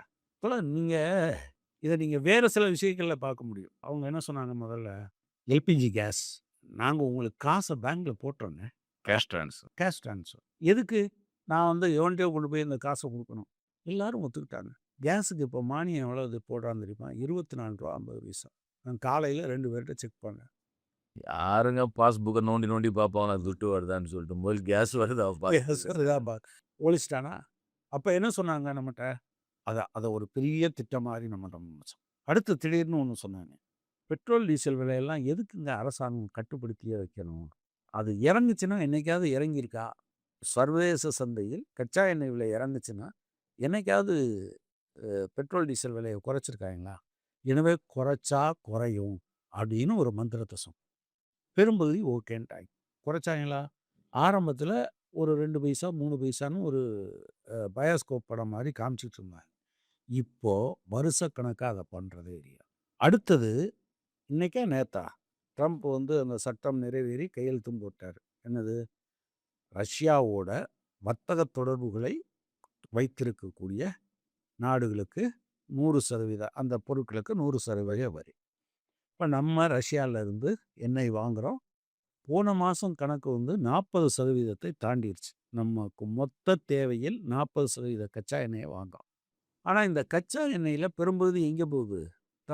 இந்தியாவில் இருக்க 2 தனியார் நிறுவனங்களுக்கு போகுது. ரிலையன்ஸினுடைய பெட்ரோல் பங்க், இன்னொன்று வந்து அந்த பெட்ரோநெட்னு ஒரு ரஷ்ய கம்பெனி, அதனுடைய சப்சிடரி ஒன்று நயாரா. மெட்ராஸ் பெட்ரோல் பங்க்ல நயாரா இருக்குல்ல, இது 2க்கும் தான் கொடுக்குறோம். இவங்க 2 பேரும் லாபம் சம்பாதிக்கிறதுக்கு நான் உற்பத்தி ஆகிற பொருளின் மீது ட்ரம்ப் 100% போடுவார். அதுக்கு நயாராவும் ரிலையன்ஸும் ஒன்றும் பாதிக்கப்பட போகிறதில்ல. ஸோ அதையும் அவங்க பண்ணலை, அதை ஒழிச்சிட்டான். இப்போ ஒவ்வொரு நயா பைசாவுக்கும் நீங்கள் கொடுக்க வேண்டியிருக்கு. இப்படி நீங்கள் ஒவ்வொன்றா பார்த்தீங்கன்னு வச்சுக்கோங்களேன், நீங்கள் வேலை 2 கோடி வேலை, அதை என்னெல்லாம் பண்ணாருன்னு பார்க்க முடியும். அப்படி ஆசை.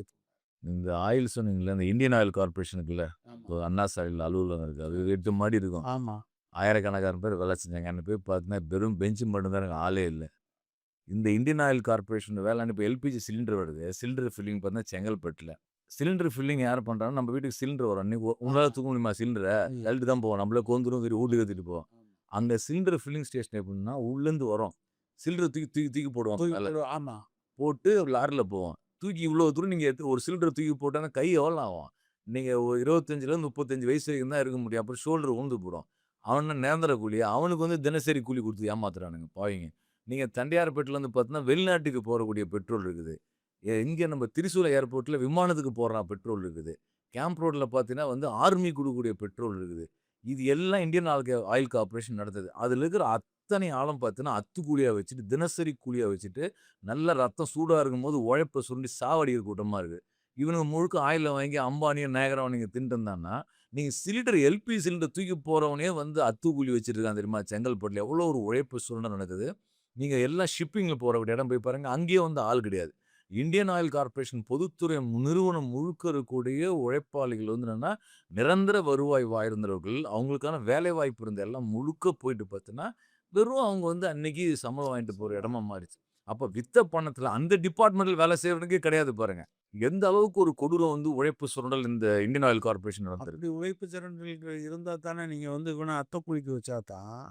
இது கவர்மெண்ட் என்ன எம்ப்ளாயர்? Model employer. இங்க முன்னால இந்த நவீன தாராளமயத்தை நம்ம பேசுறோம். தொழிலாளிகள் உட்பட பாதிக்கப்படுற பலரும் அத பத்தி கவலைப்படுறதே இல்ல. நான் இன்னைக்கு பார்த்தேன். ஒரு நிறுவனத்துல 3 வருஷத்துக்கு ரூ. 40,000 சம்பள உயர்வுக்கு ஒப்பந்தம் போட்டிருந்திருக்காரு. அதில முத்துக்குமார் அவருடைய Facebook பதிவில போட்டிருந்தார். முதல் வருஷம் 20,000, அடுத்த வருஷம் 12,000, அதுக்கு அடுத்த வருஷம் 8,000. 3 வருஷத்துல 40,000. நீங்க இந்த அத்த கூலிகளை வைத்திருக்கும்போது, தனியார் நிறுவனங்கள் அத விட குறைஞ்ச விலைக்கு அவன அடிப்பான். கவர்மெண்ட்டே நீங்க முன்னால எப்படி இருக்கும்னா, மாடல் ஸ்டாண்டிங் ஆர்டர்ன்னு வச்சிருப்பாங்க. இப்பவும் அப்படி இருக்கு. ஆனா, அந்த ஸ்டாண்டிங் ஆர்டருக்கு இருக்கிறத விட குறைவான அ உரிமைகள குறைச்சு, தொழிலாளியும் ஏத்துக்கிறேன்னு கையெழுத்து போட்டாலும் என்ன நடக்காது? அது செல்லாது. ம். அத விட அதிகமா சேர்த்து தான் போட முடியுமே தவிர, உங்க கம்பெனி ஸ்டாண்டிங் ஆர்டர் இப்ப அத பத்தியெல்லாம் கவலைப்படுறோம். ஸோ, எவ்வளவு பெரிய துயரங்களை ஒரு பக்கம் இவங்க மேல மட்டும் இல்ல, இங்கேயும் சுமத்துறாங்க. நான் நேத்து அந்த நீங்க காஞ்சிபுரம் முத்துக்குமாருடைய தொழிற்சங்கம் அந்த தொழிலாளரோட பேசிட்டு இருந்தேன். அப்போ அவங்களோட கேட்டேன், "நீங்கலாம் எங்கேருந்து வரீங்க? வேலைக்கு வரீங்கன்னு?" பார்த்தா பல பேர் மன்னார்குடியிருந்து வராங்க, ராமேஸ்வரத்துலேருந்து வராங்க, சில வெளியூர்லேருந்து வர மாநிலத்துக்கு வராங்க. இவர்கள்லாம் வரது யார கேட்குறாங்க? கம்பெனி மல்டிநேஷனல்ஸ் கம்பெனிஸ் வாங்க, ஒரு சவுத் கொரியன் கம்பெனி உனக்கு உழைப்பாளர் கூப்பிடுறாங்க. இங்க வரும்போது என்னன்னா, அவங்க தனியா மட்டும் வரல. அவங்களுக்கு திருமணமா அவங்க ஒய்ஃப் வராங்க. இங்க வந்தா ஒரு குழந்தை கரு உருவாகுது. குழந்தைய படிக்க வைக்கிறாங்க. இப்ப என்ன சூழல் நடக்குது? நான் லேபர் வேணும்னு சொல்லிட்டு ஒரு கம்பெனி என்ன கூப்பிடுற. கூப்பிட்டு வச்சு என்ன செய்ற? என் உழைப்ப மட்டும் நீ வாங்குற. எனக்கு தங்குறதுக்கு இடம் எங்க? என் ஒய்ஃபும் நானும் தங்குறதுக்கான வாடகை யார் குடுப்பா? குழந்தை பெத்த குழந்தைக்கு பாத்துக்கும்போது ஆஸ்பத்திரிக்கு என்ன ஏற்பாடு? அந்த புள்ள படிக்கிறதுக்கு என்ன ஏற்பாடு? இது எதுவுமே கிடையாது. ஆனா அரசு என்ன பண்ணுதுன்னா, நிறுவனத்துக்கு நம்ம மாநில அரசு, இந்திய அரசும் இடம் குடுக்குது, சீப்பா தண்ணீய குடுக்குது, மின்சாரம் குடுக்குது, ரோடு போட்டு குடுக்குறது, தொழிற்சங்கம் வரக்கூடாதுன்னு சொல்லிட்டு சட்டம் போட்டு வைக்குது. அப்ப என்ன ஆகுது? இப்ப நெய்வேலி பாருங்க டவுன்ஷிப்னு ஒண்ணு இருக்கும். அவன் குவார்டர்ஸ் வச்சிருப்பான். ஐசிஎஃப்ல பார்த்தோன்னா குவார்டர்ஸ் இருக்கு. அப்போ ஒரு தொழிலாளர் வந்தான்னா, அவங்களுக்கான இருப்பிட வசதிகள் செய்து குடுக்கணும். அங்க இருப்பிட வசதி இடத்துல ஹாஸ்பிட்டல் இருக்கணும், ஸ்கூல் இருக்கணும், சாலை வசதி இருக்கணும், காற்றோட்டமான இடம் இருக்கணும். இதெல்லாம் அடிப்படை உரிமை. ஆனா, இது அத்தனை யார் செலவு பண்ண வைக்கணும்னா, அந்த வொர்க்கர். நீங்க ஒப்பந்தம் போட்டீங்கல்ல, ரூ. 10,000 எக்ஸ்ட்ரா வந்துச்சுன்னு வச்சு என்ன பண்ணுவாரு அவரு? பேங்க்லயா போடுவாரு?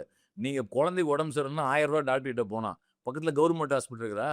இல்ல ஸ்கூல் நல்ல அரசாங்க பள்ளி இருக்குதா? இல்ல அரசாங்க கல்லூரி இருக்கிறதா? இல்ல என்னன்னா நீங்க ஒரு வீடு வாடகை என்ன வருது? வூட்ட விட்டு இங்க வராப்புல. இங்க என்ன வாடகை? ரூ. 5,000 வூட்டு வாடகை. மின்சாரம் யூனிட் கட்டணும். அப்புறம் அதுக்கான பராமரிப்பு கட்டணும். இது எல்லாம் என்னன்னா, நீங்க என்னதான் சம்பளமா வாங்குனாலும், அந்த சம்பளத்தினுடைய பலன் தொழிலாளி பயன்பெற முடியல. ஏன்னா, இவங்க எல்லா ஸ்பேஸ் என்னன்னா, காலி பண்ணிடுச்சு ஒரு அரசு கட்டமைப்பு. இது எதுவுமே இல்லாம அறுத்தெடுத்துச்சு. அதுல ரொம்ப கொடுமை என்னன்னா, நம்ம போனோம். ஏற்கனவே இத பேசியிருக்கோம். 15 வயசுலேருந்து 25 வயசுல இருக்கக்கூடிய பிள்ளைங்க தான் அம்மோனியா திருவள்ளூர். இங்க அவங்களுடைய ஆதார் கார்ட சேஞ்ச் பண்ணி கொண்டு வந்திருக்காங்க. வயசா மாத்துறதுக்காக. இப்ப இந்த பிள்ளைங்க அங்க போகும்போது இந்த ஆதார் கார்டு செல்லாதுன்பான். 2,00,000 தான் குடுத்தா 2,00,000 வாங்க 2 முடியும். லட்சம் ரூபா கூட வாங்க முடியாது. எவ்வளோ பெரிய கொடூரம்! சட்டத்தை பத்தி நம்ம பேசும்போது பலரும் வந்து கம்யூனிஸ்ட்காரனுக்கு வேற வழி இல்ல. இவங்க வந்து எங்கே பார்த்தாலும் கொடிய பிடிச்சுக்கிட்டு ஆர்ப்பாட்டம் பண்ணுவாங்க. ஏய் பாவிகளா! நம்முடைய பிள்ளைகள்றா. அதாவது வீட்ட விட்டு வெளிய விட மாட்டாய்ங்க. நான் ஜார்க்கண்ட்லேருந்து இங்க வேலை பார்க்க வந்திருக்காய்ங்க. ஜார்க்கண்ட் எவ்வளவு தூரம்? அங்கேருந்து இங்க வேலை பார்க்க வந்து, பிழைக்க வந்தவர்கள் கொல்லப்பட்டார்கள். அது கொலை தான். கொலை தான். அது அதில அதில வந்து அந்த நிறுவனத்தை நடத்துறவன் மட்டும் இல்ல. அரசு, சமூகமும் சேர்ந்து தானே. தமிழ்நாட்ட சேர்ந்த 23 பேர் செத்துருந்தா தமிழ்நாடு எவ்வளவு கலகம் நடந்திருக்கு. அது மட்டும் இல்ல தோழி. நான் இன்னொரு விஷயம் இது வேற மாரி பார்க்க விரும்புறேன். தமிழ்நாடு வந்து ஒரு முன்னேறிய மாநிலம். கல்வியில முன்னேறிய மாநிலம். ஹியூமன் டெவலப்மென்ட்ல ஐரோப்பா நாடுகள ஒப்பிடக்கூடிய அளவுக்கு நம்ம முன்னேறிட்டோம். ஆனா இந்த மாநிலத்தில ஒழுங்கா சட்டத்த பாதுகாக்கிறது வக்கில்லைங்க. ஒரு குழந்தை தொழிலாளிய வச்சு உழைப்பு சுரண்டுறான். திருவள்ளூர் மாவட்டத்தில தலைமைச் செயலர்லேருந்து பக்கத்தில ஒரு டிஸ்ட்ரிக்ட்ல அத கண்காணிக்கிறதுக்கு ஒரு அதிகாரி இல்ல. இது நாடா இது? இது என்ன நாகரிகமா இது? ஃபோர்ஜரி சர்டிஃபிகேட் வாங்கிட்டு 14 வயசு குழந்தைய வச்சு உழைப்ப திருடிட்டு இருக்காங்க ஆலையில. இத பத்தி நீங்க இந்த இஷ்யூல நீங்க வந்து நல்லா கவனிச்சீங்கன்னா, அந்த தொழிலாளர்கள் வந்து அம்மோனியா கேஸ் லீக் ஆகி போன உடனே தோழர் சண்முகம் தோழர், நீங்க நம்ம தலைவர்லாம் போய் பார்த்தீங்க. தோழர் கேபிலாம் போய் பார்த்தாரு. இதே டைம்ல என்ன ஆகுதுன்னா, சட்டமன்றத்தில 110ல பேசுறாரு அமைச்சர். அப்ப அமைச்சர் பேசக்கூடிய ஆன் ரெக்கார்ட்ல என்ன சொல்றாருன்னா, ஒரு 6,000த்துக்கும் மேற்பட்ட நிறுவனம் இப்படி இல்லீகலா இருக்குன்றாரு. இதற்கு பதில் யார் பேசுறா? திமுக அமைச்சர் பார்த்தீங்கன்னா, ஏவா வேலு பேசுறாரு. நீங்க யோசிச்சு பாருங்க. ஆளுங்கட்சி, எதிர்க்கட்சி இந்த புள்ளியில வேறுபாடே இல்ல. ஒரு 2 கட்சியும் பார்த்தீங்கன்னா, சொல்லுங்க. இத பத்தி எந்த வித வேறுபாடு இல்லாம இப்படி ஒரு செத்துருக்கிறாங்களே, குழந்தை தொழிலாளர் இருக்குது. அது 110ல ஒரு தீர்மானம் முடிஞ்சிருச்சு அவ்வளதான். தோழர் இன்னும் தெரிஞ்சுக்கங்க. ஆளுங்கட்சி, எதிர்க்கட்சியா இருக்க 2 ஆண்ட கட்சி, மீதி இருக்கிற ரெப்ரசன்டேஷன் இருக்கக்கூடிய கட்சிகள் கூட நீங்க யார வேணாலும் எடுத்து முதலாளித்துவ கட்சிகள் எல்லாருக்கும் ஒரு குறிப்பிட்ட சம்பவத்தில் கூட சில பேர் கூடுதலா கவலைப்படலாம். ஆனா இந்த பாலிசி என்று வந்துவிட்டால் லெஃப்ட் தனி, மீதி மொத்தமும் தனிதான். நீங்க பத்திரிகையில உங்களுக்கு தெரியுமா? நான் இன்னைக்கு வர நான் தவறாம படிக்கிற பத்திரிகை ஹிந்து. நான் ஒரு நிறுவனத்தில இது பண்ணிட்டு இருந்தோம். போராட்டம். நாங்க டிஸ்மிஸ் ஆயிட்டோம். உண்ணாவிரதம் அது இதெல்லாம் நடத்துறோம். ஹிந்து பத்திரிகையில இந்த செய்தியே வரல. சரின்னு விளம்பரம் குடுப்போம்னு அப்ப ரூ. 14,000 எங்களுக்கு 95ல பெரிய பைசா. எங்க யூனியன் ஃபண்ட்ல இருந்து ரூ. 14,000 குடுத்து அத விளம்பரமா போட்டுறலாம். விளம்பரத்துக்கு இது உகந்தது அல்ல. அதாவது எங்க விளம்பர பாலிசி இத அனுமதிக்கலைன்னு எடவு கூட போட்டுப்பான் போல இருக்குது. தொழிலாளர் உரிமையும் போட மாட்டானுங்க. ஸோ உங்க சொசைட்டி இது வந்து உங்க சமூகம், இது முதலாளித்துவ சமூகமாக இருக்கு. இப்ப நீங்க அ நோக்கியா சம்மந்தமா பேசினா பல பேர் என்ன சொல்லுவாங்க? அப்ப பேசினபோது. இப்ப நடந்த நீங்க டிபேட்ல பாருங்க, தேர்தல் பத்திரம் பத்தி. அ. மார்ட்டின் என் நண்பர்ன்றாரு. யாரு? ஏவா வேலு. இவரு என்னன்னா எங்க மாமனார்ன்றாரு. அவங்க அப்பா என்ன, "டேய் மொத்த தேர்தல் பத்திரமே ஃப்ராடு பண்ண பிஜேபி கட்சி கொண்டு வந்தது. இத எதிர்த்து நம்ம தோழர் சீதாராம் யெச்சூரி வழக்கு போட்டாரு. தேர்தல் பத்திரம் முறையே தப்புன்னு." சபாநாயகர் என்ன தெரியுமா சொன்னாரு? கவனிச்சீங்களா நீங்க அந்த டிபேட்ட பார்க்கும்போது? இது கூட ஏதோ ஒரு பிரச்சனைலாம் நாடு முழுக்க பத்திரிகைலாம் வந்தது. ஏதோ அவருக்கு எதுவுமே தெரியாத மாரி. மொத்தமா கார்ப்பரேட் இருந்து துட்டு வாங்குறதுக்காக வந்து இவனுங்க தேர்தல் பத்திரத்த பிஜேபி கொண்டு வந்தாங்க. பிஜேபி அதிகமா பணம் வாங்கிச்சு. அந்த பத்திரம் வாங்குனது தப்புன்னு நம்ம சொன்னோம். நீதிமன்றம் தடை பண்ணுச்சு. ஸ்டேட் பேங்க் ஆஃப் இந்தியா தேர்தல் பத்திரம் வாங்கணும்னு விவரத்த குடுக்கல. சொல்லியும், அப்ப ஸ்டேட் பேங்க் ஆஃப் இந்தியா முன்னாடி போய் போராட்டம் பண்ணுது. அந்த போராட்டம். சிபிஎம் போராட்டம் பண்ணுச்சு. கரெக்ட். இவ்வளோ நடந்திருக்குது. ஆனா என்னன்னா, நான் மாமா, மச்சான், நண்பன்றாங்க. தேர்தல் பத்திரத்த பணம் வாங்குறது ஒரு பொழப்பாயா இது? ம். நீ வந்து உன் கொள்கை அது ரூ. 900 கோடி. இவங்க வாங்குனது 900 கோடி திமுக. பிஜேபிக்காரன் பல்லாயிரக்கணக்கான அவன் கணக்கே லிஸ்டே கிடையாது. அப்போ இந்த முறைகள் வந்து பார்த்தீங்கன்னா, சட்டமன்றத்தில மிக கேஷுவலா பேசப்பட்டு போகுது. ஒரு வர்க்க பிரச்சனை, ஒரு கார்ப்பரேட் முதலாளிகளோட நலன் சார்ந்து வரும்போதுனா, நட்பு ரீதியில ஒரு உரையாடல் நடந்து போறத கண்டி, அந்த சட்டமன்றமே அத வந்து கம்ஃபர்டபுளா அதாவது அரசியல் கட்சின்னா நிதி தேவை. சந்தேகமே கிடையாது. நிதி இல்லாம பண்ண முடியாது. இப்ப இந்த 2 பேரும் சண்டை போடுறதுல பாஜக அந்த தேர்தல் பத்திரத்த கொண்டு வந்த பாஜக ரொம்ப கம்ஃபர்டபுளா உட்காரும். நீங்க பார்த்தீங்கன்னா, தமிழ்நாட்டுல ட்ரையம்ப்னு ஒரு ட்ரஸ்ட். போன வருஷத்துக்கு முந்தின வருஷம் ரூ. 125 கோடி தமிழ்நாடு பிஜேபிக்கு குடுக்குறாங்க. ஸ்க்ரோல் என்ன பண்றாங்க? அது என்ன இந்த ரூ. 125 கோடி திடீர்னு குடுத்துருக்காங்களே அப்படின்னு அத ஆராய்றாங்க. ஸ்க்ரோல் பத்திரிகை. பத்திரிகை. இப்ப ஆராய்ஞ்சபோது என்ன தெரியுதுன்னா, அவங்க கடந்த 10 வருஷமா 21 கோடி தான் மொத்தமே குடுத்துருக்காங்க பிஜேபிக்கு. அப்ப ஏன் குடுத்தாங்க? இங்க இதுக்கு எப்படி பணம் வருதுன்னு பார்த்தா, அது தமிழ்நாட்டுல இருக்கக்கூடிய ஒரு பெரிய குழுமத்துக்கு பேருக்கு போகுது. அவங்க ஏன் இப்போ கொடுத்தாங்கன்னு பார்த்தா, அதுக்கு முன்னால பிஜேபி ஆள்ற மாநிலத்தில் சிப்பு தயாரிக்கிறதுக்கான ஒரு கம்பெனி கான்ட்ராக்ட் இவங்களுக்கு கொடுக்குறாங்க. அந்த கான்ட்ராக்டில் என்னென்னா, அந்த இது வந்து 50% யாருக்கு சென்ட்ரல் கவர்மெண்ட் கொடுப்பான், 20% அந்த மாநில அரசாங்கம் கொடுக்கும், 30% போட்டுட்டு 100% இவங்க ஓனர் யார், இந்த ப்ரைவேட். நம்ம காசு எப்படியெல்லாம் போகுதுன்னு நீங்கள் நினைக்கிறீங்க?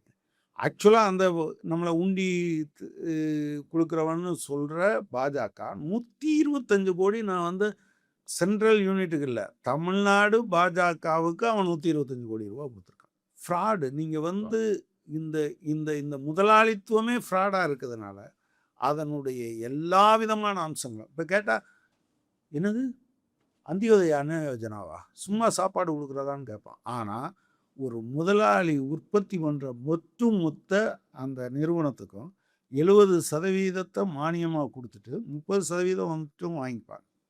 நான் கூட நோக்கியா சம்மந்தமாக சொல்ல வந்தேன். நீங்கள் ஜெயலலிதா தான் அதில் 2வது MOUவில் அதை போடுறான். அது என்னென்னா, அவன் இன்வெஸ்ட் பண்ணுற அல்லது எதிர்காலத்தில் இன்வெஸ்ட் பண்ண போகிற மொத்த தொகையும் ஒரு பைசா இல்லாமல் அந்த முதலீடு முழுவதையும் திரும்ப கொடுப்போன்னு சொல்லி திரும்ப கொடுத்துட்டாங்க நோக்கியாவுக்கு. அப்படி எத்தனை கம்பெனி கொடுத்துருக்காங்கன்னு தெரியாது. நம்ம முதலாளித்துவ கட்சின்னு சொல்லல, ஏதோ ஏனோ தானோன்னு இவங்க அப்படி பேசுகிறதெல்லாம் கிடையாது. அதுதான் இதை தீர்மானிக்கும். இங்கே சட்டமன்றத்தில் இந்த வேடிக்கை இருக்கு இல்லையா, மாமா கொடுத்தாரா அப்பா வாங்கினாரா என்று 2 பேரும் பேசுவாங்க. வாங்கினது தப்புன்னு யாராவது பேசியிருக்காங்களா? ஏன் பேச மாட்டேன்றாங்க? சரி, இவங்க 2 பேரையும் விட்டுருவோம். அங்கே இன்னொரு கட்சி இருக்குல்ல, யார், அதிமுக. அவங்க எந்திரிச்சு, என்னையா நீங்கள் 2 பேரும் உங்கள் குடுக்கல் வாங்கலை பேசிகிட்டு இருக்கீங்கன்னு கேட்டாங்களா? பேசலை. ஏன்னா இவங்க பேசுகிறாங்க. இந்த இடத்துல தான் சிபிஎம் வந்து எலக்டோரல் ரிஃபார்ம்ஸை பற்றி பேசுது. எலக்டோரல் ரிஃபார்ம் ஏன் இந்த செலவழிக்கிற தொகையெல்லாம், இந்த ட்ரஸ்ட்டு கொடுக்குற தொகையெல்லாம் மொத்தமாக கவர்மெண்ட்டு கொடுத்து கவர்மெண்ட்டே நோட்டீஸா போஸ்டா அப்போ எல்லாரும் சமதளத்தில் நின்று போராடுறது மாதிரி வந்துடும்ல தேர்தலை. ஏன் பண்ண மாட்டேன்றாங்க? பண்ண மாட்டாங்க. முதலாளித்துவமே விடாது. அப்போது இந்த மாதிரியான விஷயங்களில் தான் லெஃப்ட்டு தான் தனி என்று காண்பிப்பதில்லை. அந்த கேரக்டரோடு இல்லைன்னா அது லெஃப்ட் இல்லைன்னு ஆயிடும். அதாவது தேர்தல் பத்திரமா இருந்தாலும் சரி, அல்லது முதலாளிகளுக்கு வந்து அரசாங்கம் வந்து செலவழிக்கிறதான சரி, இது எல்லாவற்றிலும் அக்கறை காட்டக்கூடிய ஒரு இந்த முதலாளித்துவ சமூக அமைப்பில் இந்த கிராமப்புறத்தில் கூடிய விவசாய கூலி தொழிலாளிகளுக்கு வேலை உரிமைன்ற சட்டத்தை ஒழிக்கிறதுல முதலாவதாக இருக்கிறாங்க. அதே போன்று கிராமப்புற தொழிலாளர்களுக்கு குறைஞ்சபட்சம் ஒரு நாளைக்கு 700 ரூபாய் சம்பளம், 200 நாள் வேலை என்கிற குறித்த கோரிக்கை ஒரு பெரிய அளவு விவாதமாக்காமல் கார்ப்பரேட் ஊடகங்களும் வந்து இன்றைக்கி வந்து உருவாக்கிக்கூடிய சூழலில் கட்டாயம் இது வந்து இந்த கோரிக்கை என்பது வேகமாக முன்னெடுக்கப்பட வேண்டிய அவசியம் இருக்கின்றது. இன்றைக்கு வந்து நாடு முழுக்க விவசாயிகளும் தொழிலாளர் நடத்திய போராட்டத்தில் விவசாய தொழிலாளர் இந்த கோரிக்கை வந்து மிக முக்கியமான கோரிக்கையாக உருவாயிருக்கின்றது. எனவே இதற்கான போராட்டம் வந்து தொடரும் நம்ம உறுதியாக நம்புவோம். உழைக்கும் மக்களுக்கான வந்து போராட்டத்தை கம்யூனிஸ்ட் கட்சி வந்து முன்னெடுக்கும், இடதுசாரிகள் முன்னெடுப்பார்கள். அதாவது எல்லாத்துக்கும் சங்கம் வச்சுருக்காங்க. விவசாய தொழிலாளர் சங்கம் எல்லா கட்சியும் வச்சுருக்காங்க. இடதுசாரி கட்சிகள் வச்சிருக்கு. அதை தவிர யாராவது விவசாய தொழிலாளிக்கு சங்கம் வச்சுருக்காங்களா? வைக்க மாட்டாங்க. பல நிலப்பிரபுக்கள் அவங்க கையில் இருக்காங்க. அவங்களே நிலப்பிரபு தான் பலரும். அம்மா இப்போதான் சொன்னார, இப்போ MRK பன்னீர்செல்வம் சொன்னார, நான் அவரு நேரு யார் தெரியுமா, இவ்வளோ ஏக்கர் நிலம் இருக்குன்றாரு, ஏவா வேலுக்கு இவ்வளோ இருக்குன்றாரு. உடனே வந்து சபாநாயகர் நில ஏங்க சொல்றாதீங்கன்றாரு. உடனே இவர் சொல்றாரு, எப்போ செங்கோட்டையன் யார் சாதாரண ஆளா, அவர் எவ்வளோ 100 ஏக்கர் வச்சுக்கிறாரு. அதாவது சட்டமன்றத்தில் இந்த முன்னாள் அமைச்சர்கள் இதெல்லாம் பேசினாங்களா முன்னாள் அமைச்சர். ஆமா, இன்னைக்கு வந்து என்னன்னா, அப்ப நம்மள எல்லாம் என்ன நினைச்சிட்டு இருக்கு, எவ்வளவு தைரியம் இருக்கு பாருங்க. ஒரு சட்டமன்றத்துல இவ்வளவு அமைச்சர்களுக்கு வந்து என்னன்னா, நான் வந்து அவ்வளவு மாடு வச்சுக்கிறேன், இவ்வளவு ஆடு வச்சுக்கிறேன், இவ்வளவு கோழி வச்சுக்கிறேன், இவ்வளவு நிலம் வச்சுக்கிறேன், அங்க கறக்கிற பால்ல தான் காபி போட்டு குடிப்பேன், நீ வந்து இங்கேதான் நான் வந்து காற்றோட்டமா இருப்பேன்னா. ஆடு வச்சுக்கட்டும், மாடு வச்சுக்கட்டும், கோழி வச்சுக்கட்டும், எது வேணாலும் வச்சுக்கட்டும், வளர்க்கட்டும். ஆனால் உச்சவரம்பு சட்டம் இதுக்கெல்லாம் பொறுத்தாதா? நில உச்சவரம்பு சட்டம் இது அதான் நீங்கள் சொன்னீங்க தெரியுமா, கம்யூனிஸ்டில் தவிர வேறு யாரும் பேசுவதில்லை. இப்போ என்ன ஆயிடுதுன்னு பார்த்தீங்கன்னா, இந்த கிராமப்புறங்களில் எந்த அளவுக்கு ஏக்கர் நிலம் வைத்திருப்பது பெருமையாக பேசுகிறாங்க. இது ஒரு அவமானமாக பேசணும். நீ வந்து என்னென்னா உன் சொத்தை பேசுறது இல்லையா உன் சட்டமன்ற உறுப்பினர் லட்சணம். இது வந்து நான் வந்து கான்ஸ்டிடியூஷனுக்கு உட்பட்டு அந்த சட்டமன்றத்துல இல்லாதவனுக்காக நான் எப்படி குரல் கொடுக்கிறேன் என்பதுதான் வந்து சட்டமன்ற உறுப்பினர் இதுவா இருக்கும். ஆனா இங்க என்ன ஆயிடுச்சுன்னா, நிலப்பிரபுக்கள்லாம் முதலெல்லாம் கூடி நான் எப்படி மாப்பிள்ள இருக்கிறேன், நீ மாமா எப்படி இருக்கிற அப்படின்னு பேசக்கூடிய இடமா என்ன தமிழ்நாடு கவலையா இருக்கு. சட்டமன்ற விவாதம் வந்து இன்னைக்கு வந்து மாறி இருக்குது. நாம வந்து என்னன்னா, விவசாய கூலி தொழிலாளிக்கு குறைஞ்சபட்சம் ரூ. 700 கூலிய குடுங்கடா, ரூ. 200 வேலை குடுங்கன்னு சொல்லிட்டு கேட்கக்கூடிய இடத்துல நாம இருக்கிறோம். பாத்தீங்களா இந்த நிலைமைய? 5 சீட்டு குடுத்து, அதுல 2 சீட்டு ஜெயிச்சு, அங்க போய் உட்கார்ந்துருக்கிறவங்க, நம்ம இப்படி இருக்கிறோம். எத பத்தி பேசிட்டு இருக்கோம்? 100 நாள் வேலை, 100 நாள் வேலை, அவங்களுக்கு வேலை நாள் குறைஞ்சு 200 நாள் வேலை, 700 சம்பளம். பேசிக்கிட்டு இருக்கோம். ஆனா, தமிழ்நாட்டு மக்கள் தேர்ந்தெடுத்திருக்கிற இந்த தலைவர்கள் எல்லாம் உட்கார்ந்து, உனக்கு எவ்வளவு நிலம், எனக்கு எவ்வளவு நிலம்னு பேசிட்டு இருக்காங்க. ஆனா இதுக்கெல்லாம் வந்து என்னன்னா, இன்னைக்கு இளைஞர்கள் மிக நுட்பமாக பார்த்துக் கொண்டிருக்கின்றார்கள். குறிப்பா இப்ப தாவேக்கா ஆட்சி வந்தவுடனே விஜய் எப்படி சிரிக்கிறார்ன்னு காமிக்கிறாங்க மீடியாவுல. ஆனா யங்ஸ்டர்ஸ் முழுக்க பார்த்தீங்கன்னா, பெண்கள் குறிப்பாக சட்டமன்ற விவாதங்களை நுட்பமாக கவனித்துக் கொண்டிருக்கிறார்கள். அப்போ ஒவ்வொரு அரசியல் கட்சிகள பற்றிய மதிப்பீடுகளை மக்கள் உருவாக்கி கொண்டு தான் வருவாங்க. இல்ல தோழர். நீங்க நீங்க நீங்க சொல்றதுல எனக்கு ஒரு சின்ன மாறுபட்ட கருத்து இருக்கு. எல்லா நம்பரையும் அல்லது எல்லா வாசகங்களையும் டீகோட் பண்ணி பார்க்கலைன்னா, அவங்க வந்து உண்மை என்னன்னு புரிஞ்சுக்க மாட்டாங்க. இப்போ உதாரணத்துக்கு நான் சொல்றேனே, நம்ம ஏற்கனவே கூட பேசியிருப்போம்னு நினைக்கிறேன். உங்களுக்கும் எனக்கும் சம்பளம் 2 பேருக்கும் சராசரி ரூ. 5,500 அப்படின்னா, உங்களுக்கு 10,000 எனக்கு 1,000 இருந்தாலும் 5,500 தான். உங்களுக்கு 6,000 எனக்கு 5,000 இருந்தாலும் 5,500 தான். ஆனா 2 5,500ம் ஒண்ணு கிடையாது. அது 10,000த்துக்கும் 1,000த்துக்கு இடையில இருக்கக்கூடிய டிஃபரன்ஸ் இருக்குல்ல, 9,000. நம்முடைய வருவாய் இடைவெளி என்பது இருக்குல்ல, ரொம்ப பெருசு. 10,000த்த நீங்க 50,000 10,000 கூட வச்சுக்கலாம். இந்த இடைவெளி பெருசு. அதேபோல மக்கள் இந்த சண்டைக்கு பழகியிருக்காங்க. இதுல இவர் நல்லா பேசினாரு, அவர் நல்லா பேசினாரு, இவர் கொடுத்தாரு. இதுக்கு அப்பால் இந்த பேச்சில் என்னுடைய வாழ்க்கையில் என்ன மாற்றம் இருக்க போகுது? பிள்ளைக்கு படிப்பு கூடுதலா வரப்போகுதா? வேலை வரப்போகுதா? எனக்கு இருக்கக்கூடிய வீடு மாற்றி கொடுக்கப்பட போகிறதா? இந்த விமர்சனம் வரலைன்னு வச்சுக்கோங்களேன். நம்ம என்ன நினச்சிப்போம்னா, இதை உன்னிப்பா கவனிக்கிறாங்க, இதெல்லாம் கவனிச்சுட்டு இருக்காங்க. இதெல்லாம் கவனிச்சுட்டு இருப்பாங்க. ஓ! இவருக்கு 500 ஏக்கர் தான் இருக்கு, அவருக்கு 1000 ஏக்கர் வச்சிருக்காரு. எனவே அவங்க தான் ரொம்ப மோசமா இருக்கவன்னு இப்படி தான் யோசிப்பாங்க. So we have to decode everything. அதை சொல்லிக் கொடுத்து கொண்டே இருக்க வேண்டும். மறக்கிறது மக்களுடைய இயல்பு. நினைவுபடுத்துறது மட்டும் இல்ல. எப்படி பார்க்கணுங்கிறது கூட சொல்ல வேண்டிய அவசியம் நமக்கு. ஒரு இதோடு சேர்ந்து மிக முக்கியமான ஒரு தலைவருடைய வந்து நூற்றாண்டு பிறந்த நாள் ஆகஸ்ட் 13ஆம் தேதி வர இருக்கின்றது. ஒரு 20ஆம் நூற்றாண்டு வரலாறு வந்து மனிதகுல வரலாறுல வந்து ஒரு மிக முக்கியமான நூற்றாண்டு வந்து 20ஆம் நூற்றாண்டு. எரிக் ஹாப்சம் வந்து புரட்சிகளின் நூற்றாண்டுன்னு சொன்னாரு அவரு. அது வந்து என்னன்னா கிட்டத்தட்ட வந்து அதுவும் அந்த நூற்றாண்டுடைய முதல் பகுதி 20ஆம் நூற்றாண்டு எந்த திசையில் போகின்றதை தோழர் லெனின் தலைமையிலான ரஷ்ய புரட்சி தீர்மானித்தது. அதுதான் 20ஆம் நூற்றாண்டு முழுக்க ஒரு சோசலிசம் என்பதை ஒரு மைய விவாத பொருளாகவும் அதை நோக்கி வந்து மக்களை திருத்தது. 50களுக்கு பிறகு கியூபா புரட்சியை முன்னெடுத்த தோழர் ஃபிடல் காஸ்ட்ரோ அந்த நூற்றாண்டினுடைய 2ஆம் பகுதியை வந்து என்னன்னா ஒரு உக்கிரமான ஒரு புரட்சியை வந்து என்னன்னா புரட்சியாளராக உலகெங்கும் வந்து அதை வந்து உக்கிரமாக வந்து செயலாற்றியவர். கிட்டத்தட்ட அமெரிக்காவுக்கு 90 மைல் பக்கத்தில் இருந்துக்கிட்டு சென்னையை விட கொஞ்சம் கிட்டத்தட்ட சென்னை பாப்புலேஷன் சுற்றி இருக்கக்கூடிய அவ்வளோ மக்கள் தொகை வச்சு ஏகாதிபத்தியத்துக்கு எதிர்த்த ஒரு போராளியாக இருந்தார். அவருடைய பிறந்தநாள் நூற்றாண்டு வந்து ஆகஸ்ட் 13ஆம் தேதி வந்து உலகெங்கும் இருக்கக்கூடிய மனிதநேய சக்திகளால் புரட்சிகர போராளிகளால் வந்து கொண்டாடப்பட இருக்கின்றது. ஃபிடல் காஸ்ட்ரோ அப்படின்னு சொன்னால் உங்கள் நினைவில் என்ன வந்து நிற்குது? சோசலிசம் இல்லையேல் மரணம், சோசலிசம் இல்லையேல் காட்டுமிராண்டித்தனம், இது எல்லாத்தையும் அப்படி சுருக்கி சொல்லிட்டார். நீங்கள் சோசலிச முகாம் இருந்த காலம் மட்டும் உலகத்தின் எந்த ஒரு மூலையிலும் ஒரு பிடி மண்ணை கூட அள்ளுவதற்கு அவர்கள் அனுமதித்ததில்லை. உடனடியாக தலையிட்டார். காசால 1,00,000 பேர், அதில் 33,000 பேர் குழந்தைகளும் பெண்களும். இழந்து விட்ட பிறகு உலகம் அப்படியே இயங்கிக் கொண்டே தான் இருக்கிறது. எதுவும் கெட்டு போகல. ஒரு நாட்டில் 40-50 கார் போகிற இடத்துல ஹைதல்லா கொமேனியை கொன்னுட்டு என்னுடைய டெக்னாலஜி ரொம்ப ப்ரெசிஷனாக கரெக்டாக பார்த்து எப்படி அடிக்கும் துல்லியமானு சொல்கிறவன் அடுத்த நாளே பெண் குழந்தைகள் மட்டும் படிக்கிற 168 பெண் பிள்ளைகள் மட்டும் படித்த இடத்துல குண்டு போட்டு அது மொத்தத்தையும் கொன்னுட்டான். உலகம் கடந்து போகிறது. அதனால தான் சொல்றேன், டீகோட் பண்ணணும், டீகோட் பண்ணணும்னு சொல்லிடும்.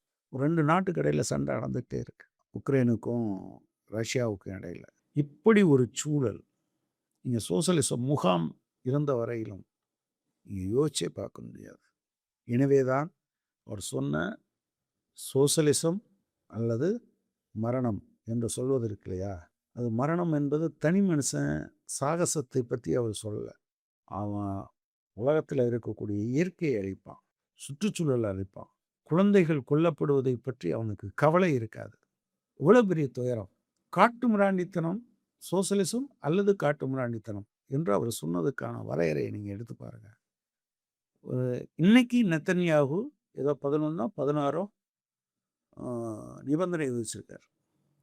எனவே நான் அவர் கியூபாவை எப்படி உருவாக்கினார் என்ன அப்படிங்கிறத பற்றியெல்லாம் நான் பேசுகிறது ஒரு பக்கம் இருக்கட்டும். இந்த உலகம் முழுவதையும் நேசித்ததால் தான் அவன் சொன்னான் சோசலிசம் அல்லது மரணம், சோசலிசம் அல்லது காட்டு மிராண்டித்தனம் என்பதை சொன்னான். நம்ம பல நேரங்களில் நான் வீரபாண்டிய கட்டபொம்மன் படத்தை பார்த்துட்டு நான் பயங்கர சிலிர்த்து போயிருக்கேன்.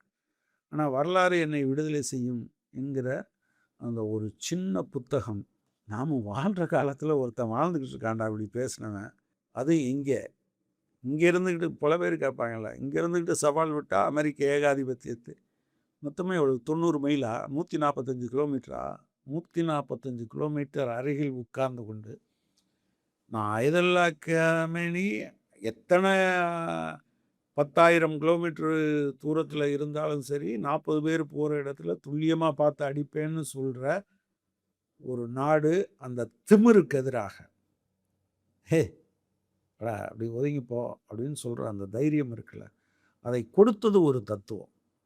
ஆக்சுவலாக அவர் ஆரம்பத்தில் கம்யூனிஸ்ட் இல்லை, ராகுல் காஸ்ட்ரோ தான் அவருக்கு கம்யூனிசத்தை சொல்லி கொடுக்குறாரு.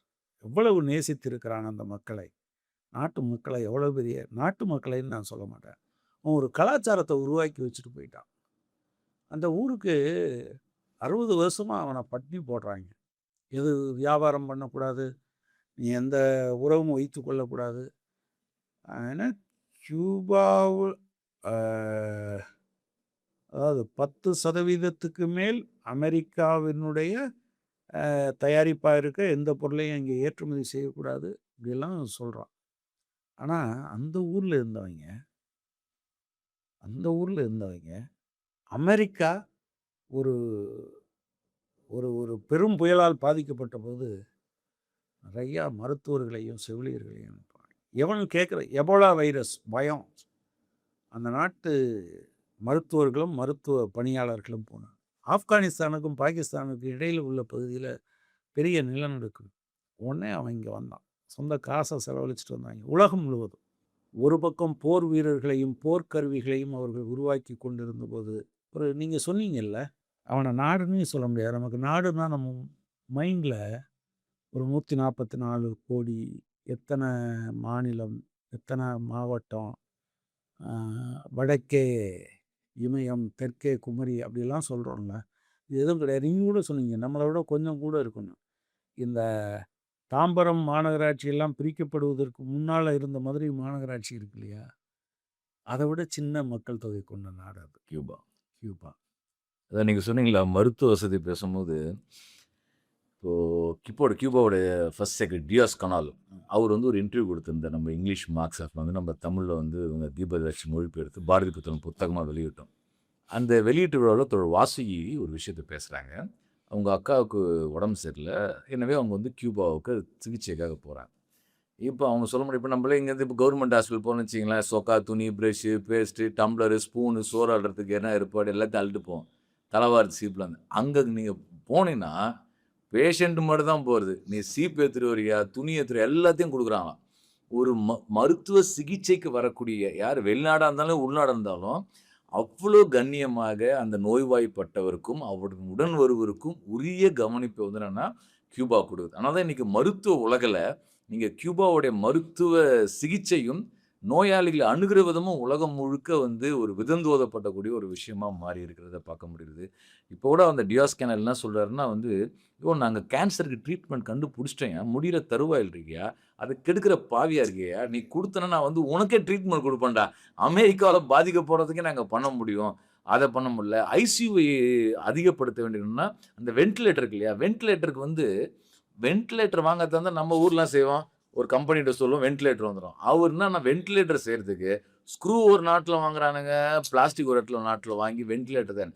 இவ்ளோ பெரிய கொலகார பயலா வந்து அமெரிக்கா வந்து கியூபா வந்து நாசமாக்கும்போது, ஃபிடல் காஸ்ட்ரோ உருவாக்குன புரட்சி இருக்கு இல்லையா?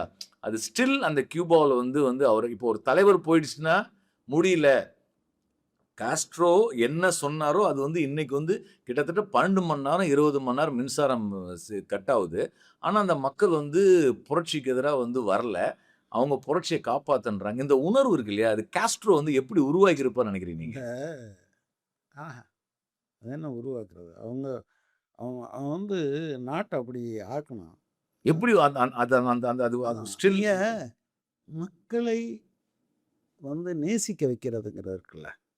ஆ, டியாஸ் கானல். As canal. ஏஎஸ் கேனலோட அந்த இது சொன்னீங்கல்ல, பேட்டி. அதில ஒண்ண அவரு சொல்றாரு. என்ன சொல்றாரு, "அமெரிக்கா உங்க மேல போர் தொடுத்தா என்ன பண்ணுவீங்க?" அப்படின்னு கேட்குறார். "நாங்கள் அமைதியை விரும்புகிறோம். எங்கள் அமைதியை பாதுகாப்பதற்காக நாங்கள் போராடுவோம், போரிடுவோம்."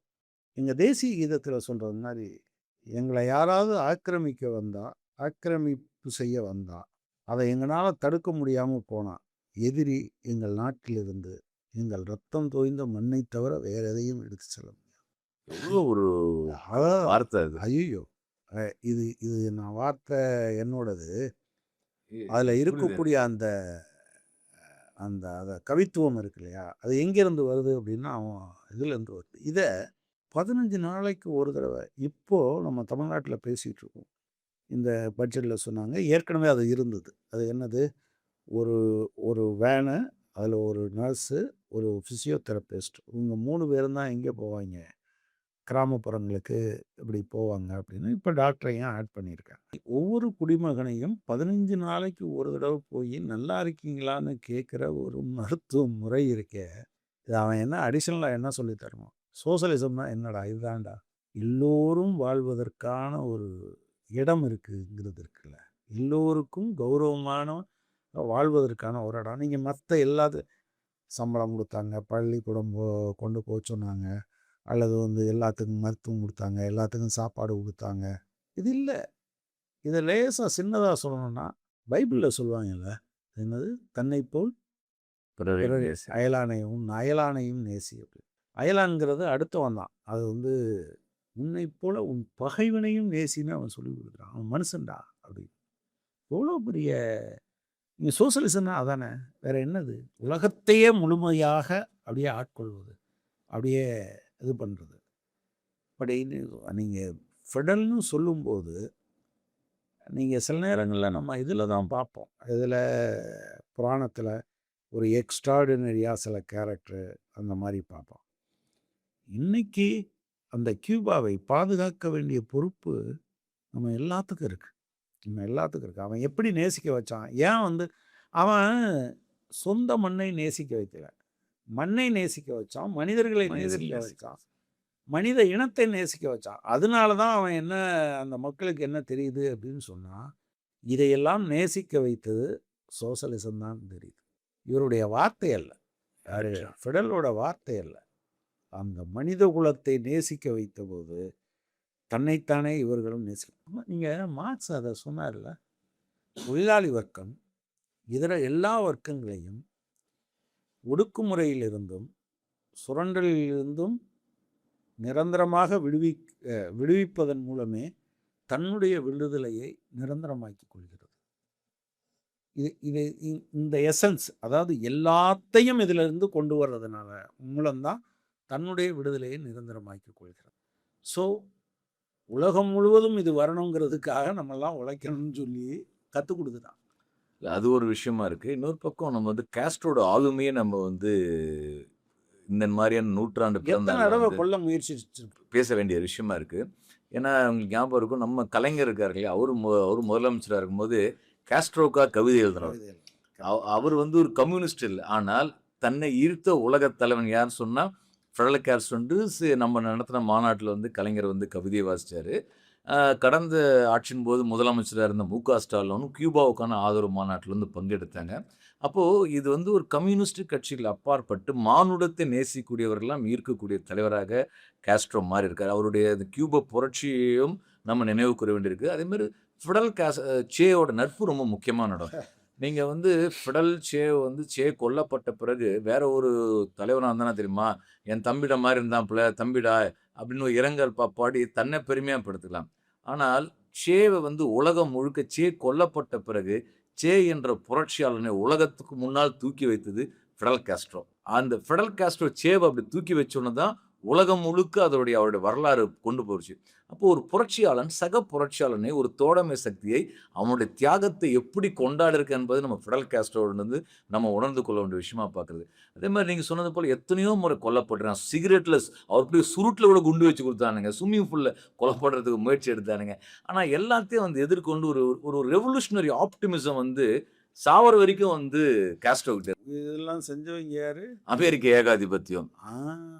உலகின் மிக பழமையான ஜனநாயகம். ஆமாம், அவங்க இருந்து எவனாவது வந்தா உலகின் மிக பழமையான ஜனநாயகம் சொல்லுவாங்க. ஆனால் ஒரே ஒரு சின்ன ஊரில் இருக்க ஆளை நூற்றுக்கணக்கான முறை கொல்றதுக்கு எப்படியெல்லாம் கொள்ளணுமோ அப்படியெல்லாம் அதுக்கெல்லாம் முயற்சி பண்ணுவாங்க. அதே மாதிரி அவருடைய சினிமா பார்க்கறது, அவருடைய விளையாட்டு, லிட்ரேச்சர். இப்போ அரசியல் கட்சிக்காரன்னு பார்த்தீங்கன்னா பல்லு முகத்துல இறுக்கமா உட்காந்துருக்காங்க.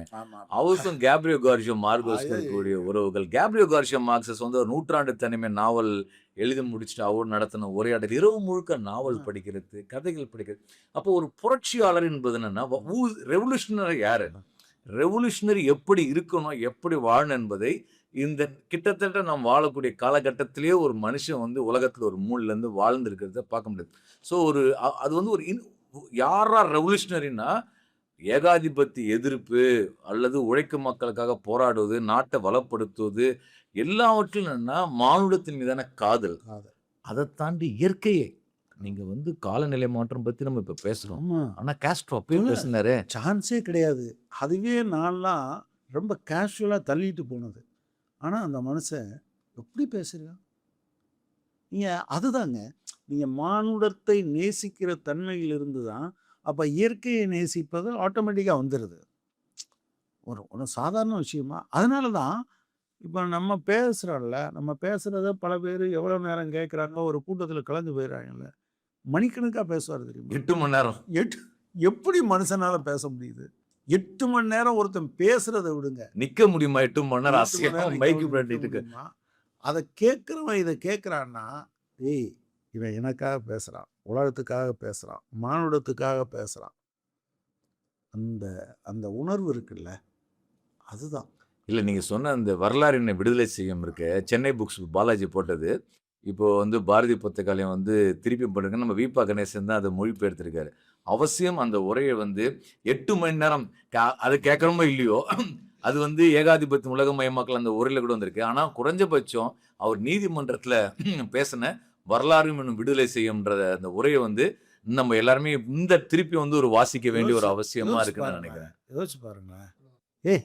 நீ என்னடா என்னைய விடுதலை செய்யறது, என்ன கெத்து தெரியுமா? அது அந்த கம்யூனிஸ்ட் கெத்து இருக்கே.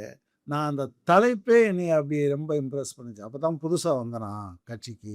வந்த சமயத்தில் இதை நான் வாசித்தேன். அந்த கெத்து இருக்குல்ல, நீங்கள் வந்து அவனுடைய நீதிமன்றம் எல்லாம் அவன் கீழே இருக்குது.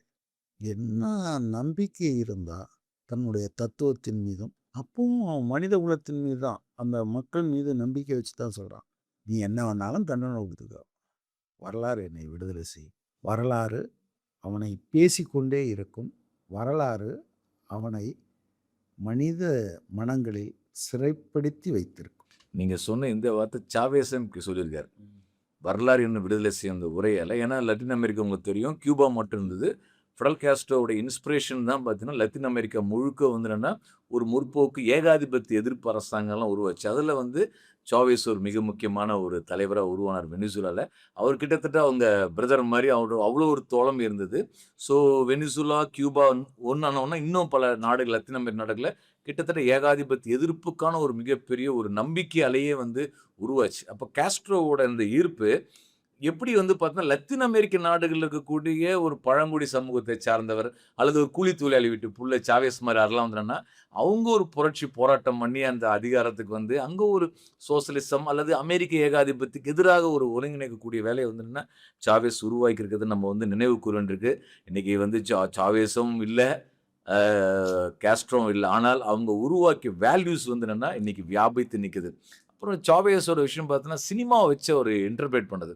எனக்கு நல்லா ஞாபகம் இருக்கு. டைட்டானிக் படம் வந்த டைம்ல, நான் டைட்டானிக் படத்த பார்த்துட்டு நான் வந்து டைஃபி சைதாப்பேட்ல நம்ம மணிகண்டன் தான் அங்க பகுதிச் அப்போ ஒரு கூட்டத்தில பேசுறேன். டைட்டானிக் கப்பல்ல போச்சுன்னா, இந்த உலகம் எப்படி தெரியுமா இருக்குது? கடைசியில போயிருக்கு பார்த்தா ஜாக் இருக்கான் பார்த்தீங்களா? கீழ இருக்கிறவன் தான் போயிட்டு இது பண்ணிருப்பான். அதே மாரி அடித்தட்டுல இருக்கிறவங்க நம்ம இருக்கிறோம். மேல வந்து பணக்காரன்லாம் சரக்கு அடிச்சுட்டு ஜாலியா இருக்கானுங்க. அந்த டைட்டானிக் கப்பல் மாரி தான் நம்மோட வாழ்க்கை இருக்குன்னு சொல்லிட்டு நாங்க பேசுறோம். ஆனா அடுத்து ஒரு கொஞ்ச நாள் கழிச்சு பார்த்தா, ஒரு கூட்டத்தில ஃபிடல் காஸ்ட்ரோ அதே மாரி டைட்டானிக் கப்பல பத்தி, அதே மாரி வேற ஒரு முக்கியமா பேசுறாரு.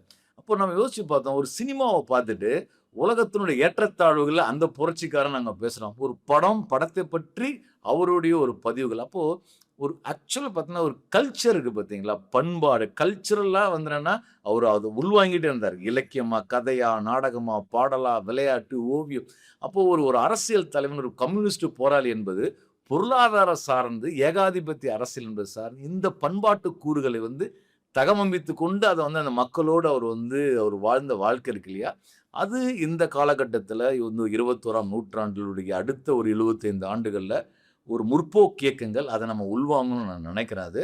அந்த போராட்ட பாரம்பரியத்த, ஒரு வாழ்வியல் அனுபவத்த வந்து நம்ம வந்து இந்த நூற்றாண்டு பிறந்த நாள் கொண்டாட்டத்தில உள்வாங்கி, நம்முடைய செயல்பாடுகள முன்னெடுப்போம். நன்றி. நம்ம முடிக்கிறதுக்கு முன்னால எல்லாத்தையும் ஒரு வேண்டுகோள். இந்த நூற்றாண்டு விழா இந்த அவருடைய 10வது நினைவு தினமான நவம்பர் 15 வர அத அனுசரிப்போம். கொண்டாடுவோம். பொதுவா பார்க்குறவங்க, எங்கேயாவது உங்களுக்கு பிடிச்சிருந்தா, ஒரு இடத்துல காஸ்ட்ரோன்னு ஒரு தடவ நீங்க அந்த பேர உச்சரிச்சு பாருங்க. வரலாறு அவனை எப்படி விடுதலை செய்தது என்பதை ஒரு முறை வாசித்து பாருங்க. நன்றி. நன்றி.